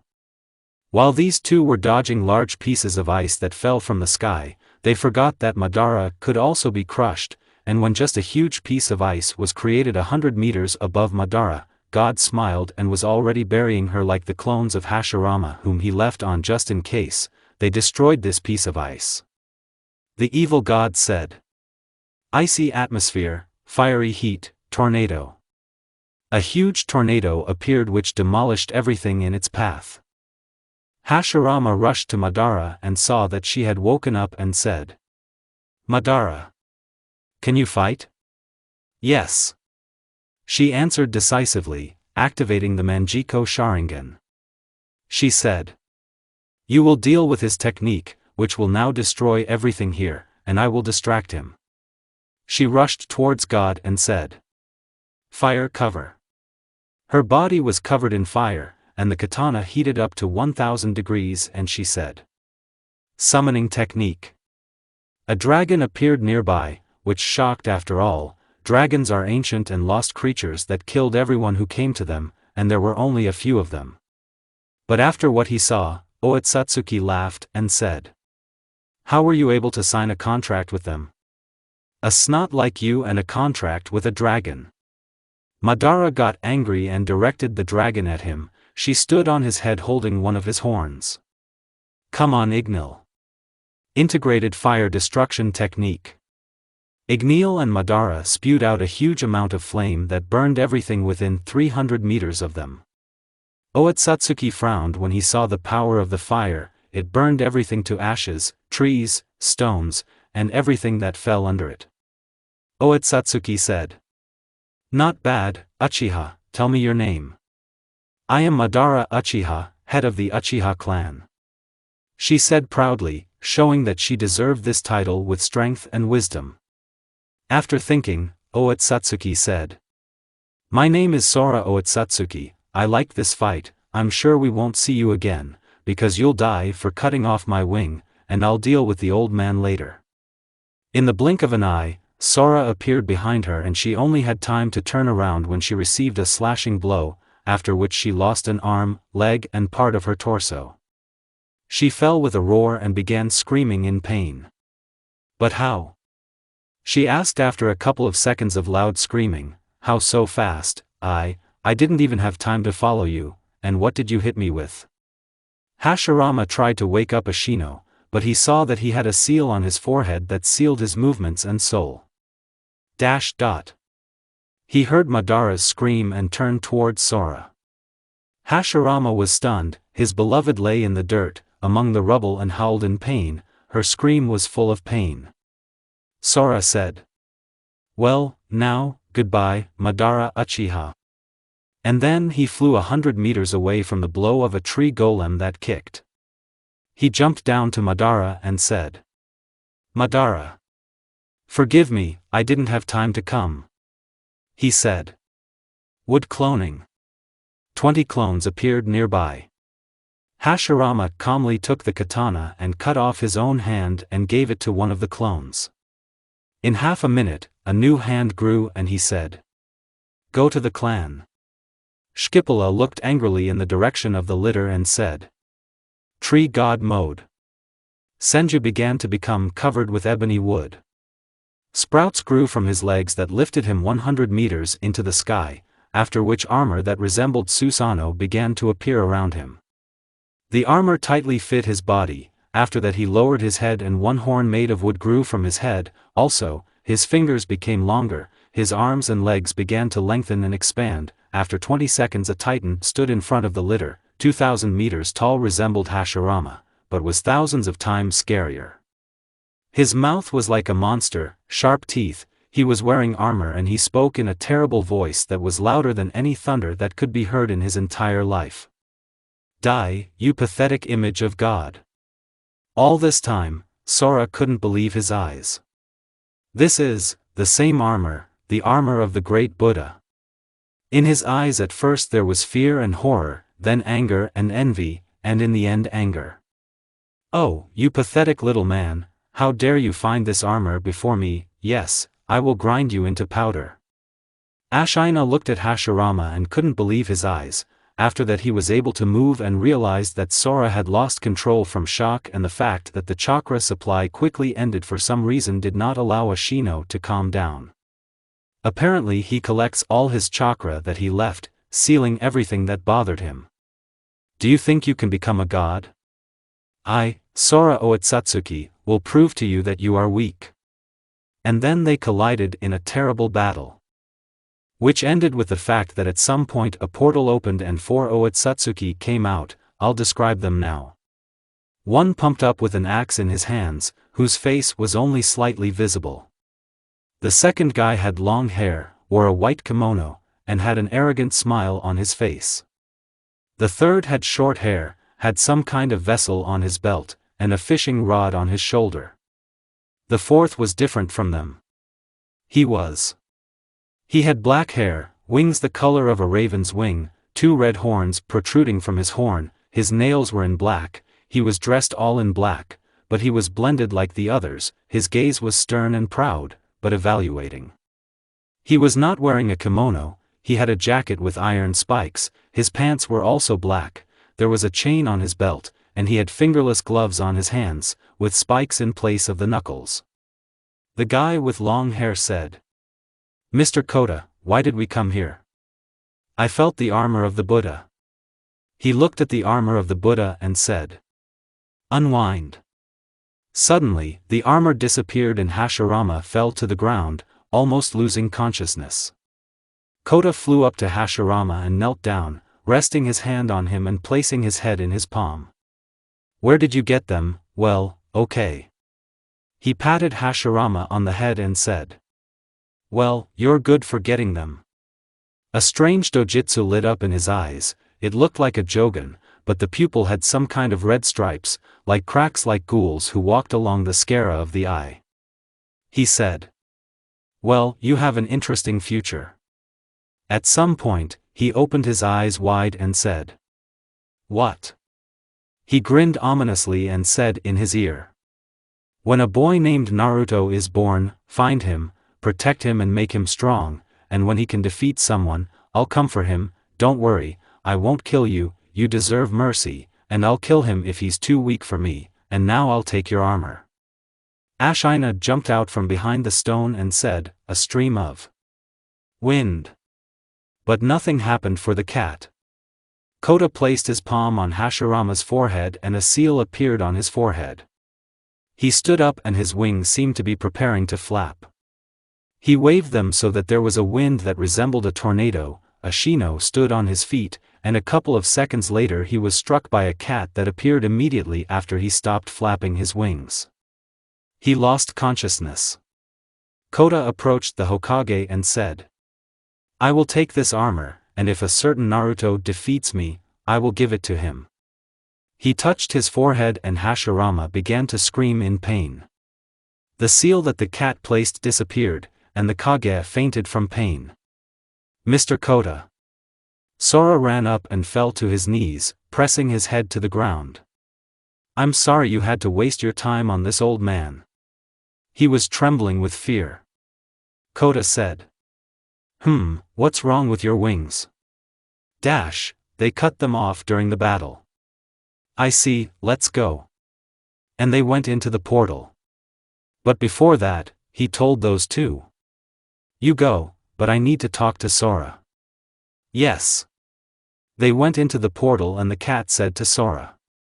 In a few decades, you must attack the horse guard by taking control of the fox demon, understand? Yes, the cat itself. What else should I do? After this, you must erase the fox's memory of you so that he does not tell anything to the one in whom you will be sealed with him. Will I be sealed into someone? Yes, but this is part of your task, you will have to help him kill Lucifer at the right moment. What? Lucifer? But he's your brother. Kota looked at him with an incredibly angry look and slapped him in the face, which left a red imprint, and Sora fell to his knees and began to beg for forgiveness. The cat spat on his wings and said, Know your place, don't you dare say it's my brother. He kicked Sora in the face, causing him to fly a couple of meters and say to the cat, Let's go. And they left this world for many decades. Do you hear the creatures? Let's write comments. You got it. Ashura said. You pathetic scum, how dare you attack the Leaf Village? Know your place, man, don't you dare talk to me in that tone. Sora extended his hand towards Ashino and said. I will kill you, then all the remaining Uzumaki. But I won't let you do that. And after these words from Sora, Ashino was covered with red chakra, which was boiling and the air became heavier. Sora said. Well done, old man, you have become stronger. Shut up, you bastard. Sora just looked at his opponent with displeasure and said. Otsutsuki extended his palm and smoke began to ooze from his palm, which transformed into purple bonds that sharply headed towards Ashino. Ashino stood and watched as the bonds burned from his fiery aura. Sora grinned and said. Let's choose a better place. A thick purple fog rose and, having dissipated, left nothing of the two warriors. Ashura fell to the ground and Sora landed levitating in the air. Where are we? What did you do? Spatial technology? It was the old man who answered the question himself. The first fragment of lust. A fragment of lust? I didn't hear. Fireballs that came from the air flew at the litter from all sides.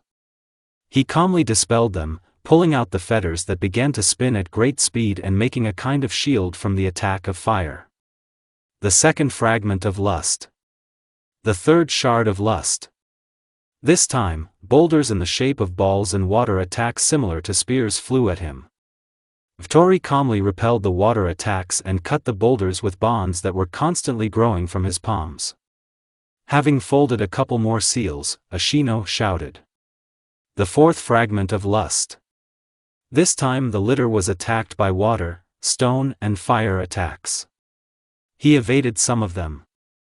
The pale-skinned man turned sharply and grabbed a stone with his chains like whips, which he dodged and was about to throw it at Ashino when he was hit incredibly hard by lightning. Sora roared and looked at the burns, which were suspiciously bad. Turning around, Sora saw the stone that he grabbed, he understood. The element of magnetism and storm. He summoned thunderclouds and attracted lightning into the stone with magnetism the second the litter grabbed hold of it. Sora sked and said. What a joke. Throwing himself into the air, Ashino shouted. Splitting of matter.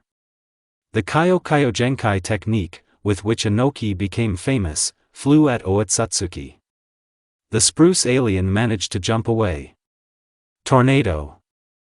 Sora shouted and a huge tornado appeared around him, which seemed normal.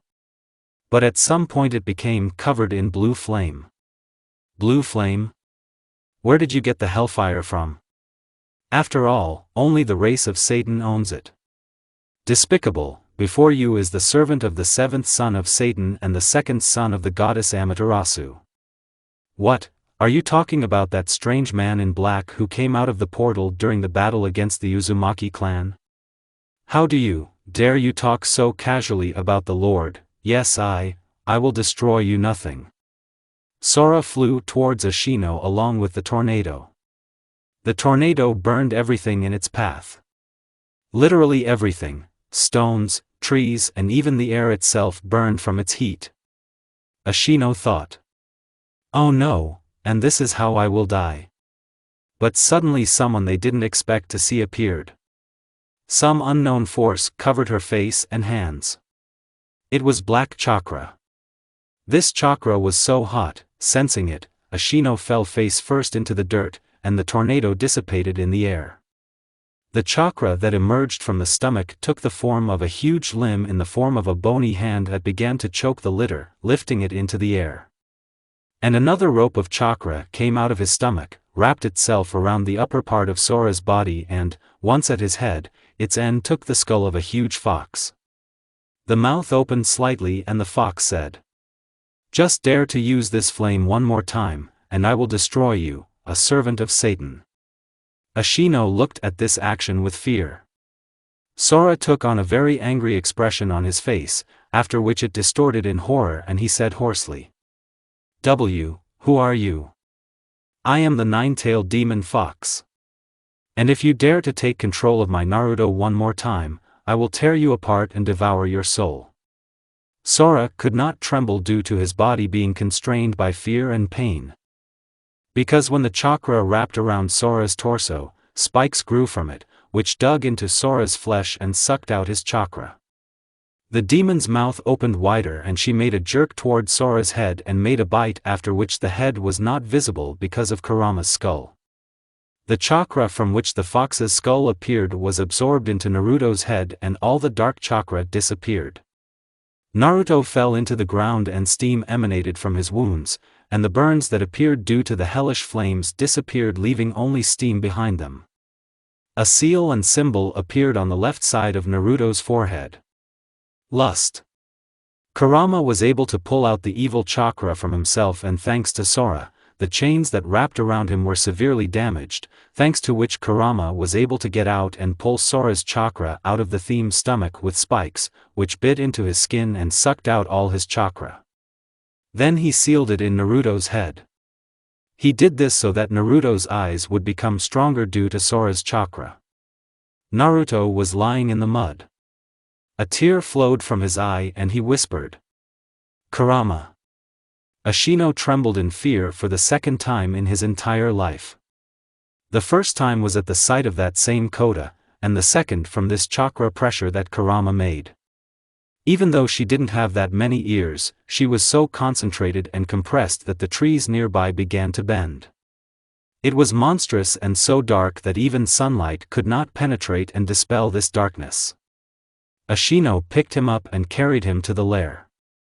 In the lair, passing by a fork between the corridors of the bunker, he stopped and at a dark turn said, "I know you're here, who are you?" A man in a white kimono walked into the light so that a shadow fell on his face. He said in a hissing voice, "I am the mentor of this young man, my name is Orochimaru, and I am very pleased to meet you.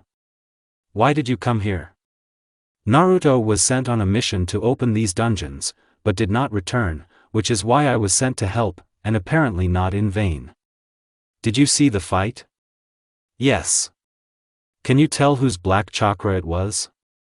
Can. And whose? What benefit does what you find out benefit me? I'll leave you alive. Are you going to kill Naruto's godfather, and even then, it won't be good for you if this Sora or fox gets out again. I don't think you can do anything to them another time. Ashino frowned and said, "That's how it is. And you are smart and daring. Then, what do you want?" Knowledge. Then you have come to the right place. Ashino grinned, and Orochimaru, approaching Naruto, put his hand on Ashino's shoulder and on the seal on the forehead of his student. They found themselves in a dark space. Water was dripping and a roar or something similar to a scream was heard. They followed the sound and came across a cage in which there were chains everywhere, each of which was wrapped around Sora Otsutsuki, who was oars in the middle of the room and was chained on all sides. The arms were spread out spaciously on both sides and there were handcuffs on the hands, to which more than 3 chains were chained at once, which diverged into the depths of the room. It's the same with the legs. Sora even had a collar around her neck.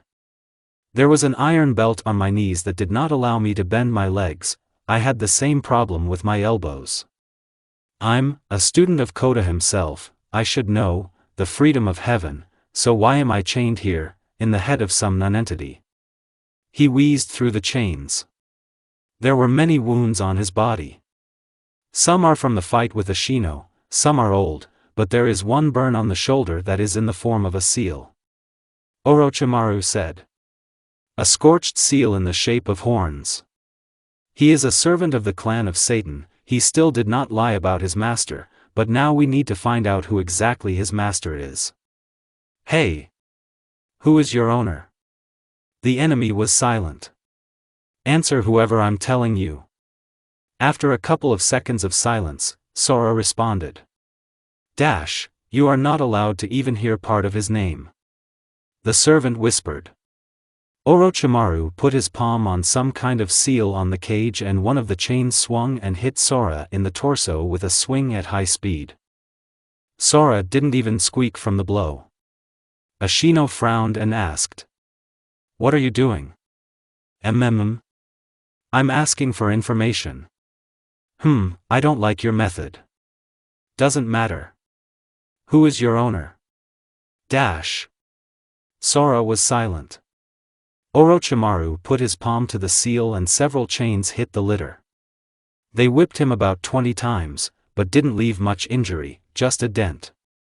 Orochimaru slightly tensed his palm on the seal and squeezed it, after which all the chains aimed at the Sora, but not like whips, but like spears. Orochimaru pressed the seal and the chains made a jerk on Sora's body and pierced his skin. They didn't dig deep, but they were able to pull a groan of pain out of the litter. Gritting his teeth, he endured it all. Orochimaru grinned and said. Even a demon servant feels pain.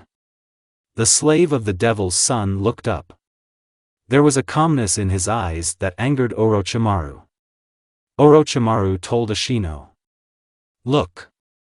The first pillar of the sin of gluttony. From the name, Ashino took a step away from his new acquaintance and said. How do you know about sinful techniques? The scientist grinned evilly and after a short silence said. You know, in this world you are not the only longliver who desires knowledge. I sought knowledge about secret techniques in all villages and old chronicles that are kept in temples. By the way, if I'm not mistaken, ordinary people who are capable of using these techniques without a contract can only learn techniques of one sin, right? Ashino accepted the fact of his new acquaintance's knowledge and replied. Yes, that's true, but what are you getting at? He is a smart enemy, that's why he didn't show his sin card. Orochimaru drew a circle on the seal with his finger and several chains with sharp points at the end began to cut a spiral into the prisoner's chest. Sora clenched his teeth and tried not to make a single sound, and he did a good job. At some point, the chains abruptly tore out of the prisoner's chest, tearing off a piece of flesh with it. Sora screamed and began to twitch, trying to escape. Immediately after this, several chains, having gathered their ends at one point, jerked towards the litter and pierced right through the litter on the other side of the body. The chains looked as if they were enveloping something. Sora couldn't stop screaming in pain. The chains jerked again, but in the opposite direction and brought the heart of the litter to the beams. Ashino looked at this in horror. For the first time in his life, he sees a person who takes such pleasure in torturing a prisoner with such bloody and cruel tortures, from which the subject should have died a long time ago. Orochimaru stuck sharp nails into his test subject's heart, causing Sora to start screaming even faster and louder. Orochimaru began to slowly pull out the card from Sora's heart. This is the servant card. When low-level demons become slaves of Satan's family, they are implanted with cards bearing the name of their direct master. Orochimaru did not want to quickly end the torture, continuing to prolong the torment of this monster. Ashino thought with shocked eyes. Lord have mercy, on the one hand, there is a demon who was sealed in Naruto as a child, on the other hand, his teacher, which of them is more terrible and disgusting? Orochimaru was close to pulling the card out of his heart when Sora began to cry. Ashino stood in shock. So that the servant of Satan, and cry? Ashino couldn't believe his eyes. Orochimaru wasn't particularly surprised by this reaction. I beg. His voice was pitiful and weak. I beg you, don't pull out the master's card. Sora looked up exhausted, with tears and a hole in his chest. His gaze was full of horror and suffering. This card is more valuable than my life, please don't take it away, and I will tell you everything that you can tell me. Ashino was about to object, but Orochimaru said. Okay, I like these conditions. Ashino looked at the scientist with incomprehension and Orochimaru, noticing this, said. You cannot take his master's card from a servant. This is the law of demons. But you are not a demon. I am the demon of the Snake Mountain, the demon of knowledge, Orochimaru. I have been the subject of many legends throughout my life. Orochimaru was serious in his words. The card began to be absorbed back into the heart and Orochimaru said. So, here's your heart, and you have all the information available to us, because you wouldn't have told us anything, even what was allowed to us. Sora nodded and said. What exactly would you like to hear? He was already acting like a slave. Ashino looked at Orochimaru, trying to think through his actions, but did not understand only one thing. Why did he return the card to him? And then it dawned on him. He tormented and tortured him so much, but he held on, after which he gave him a task that Sora had no intention of completing, only then threatening him with the most valuable thing in his entire existence. He achieved the plea of this bastard so that he knew that Orochimaru could take everything, his most valuable possession. And he returned the card to him so that he would understand that he did not need the card, he only needed information. Orochimaru placed the heart on the chains, after which the chains returned the heart to the point where it should have been, and around it Sora began to repair the wound. As soon as he finished the treatment, Orochimaru created a chair out of snakes. He turned his back towards the litter and sat down so that his stomach rested against the back of the chair. The scientist said. So, now come on, tell me everything about techniques and titles and all the information. That's the end of the story.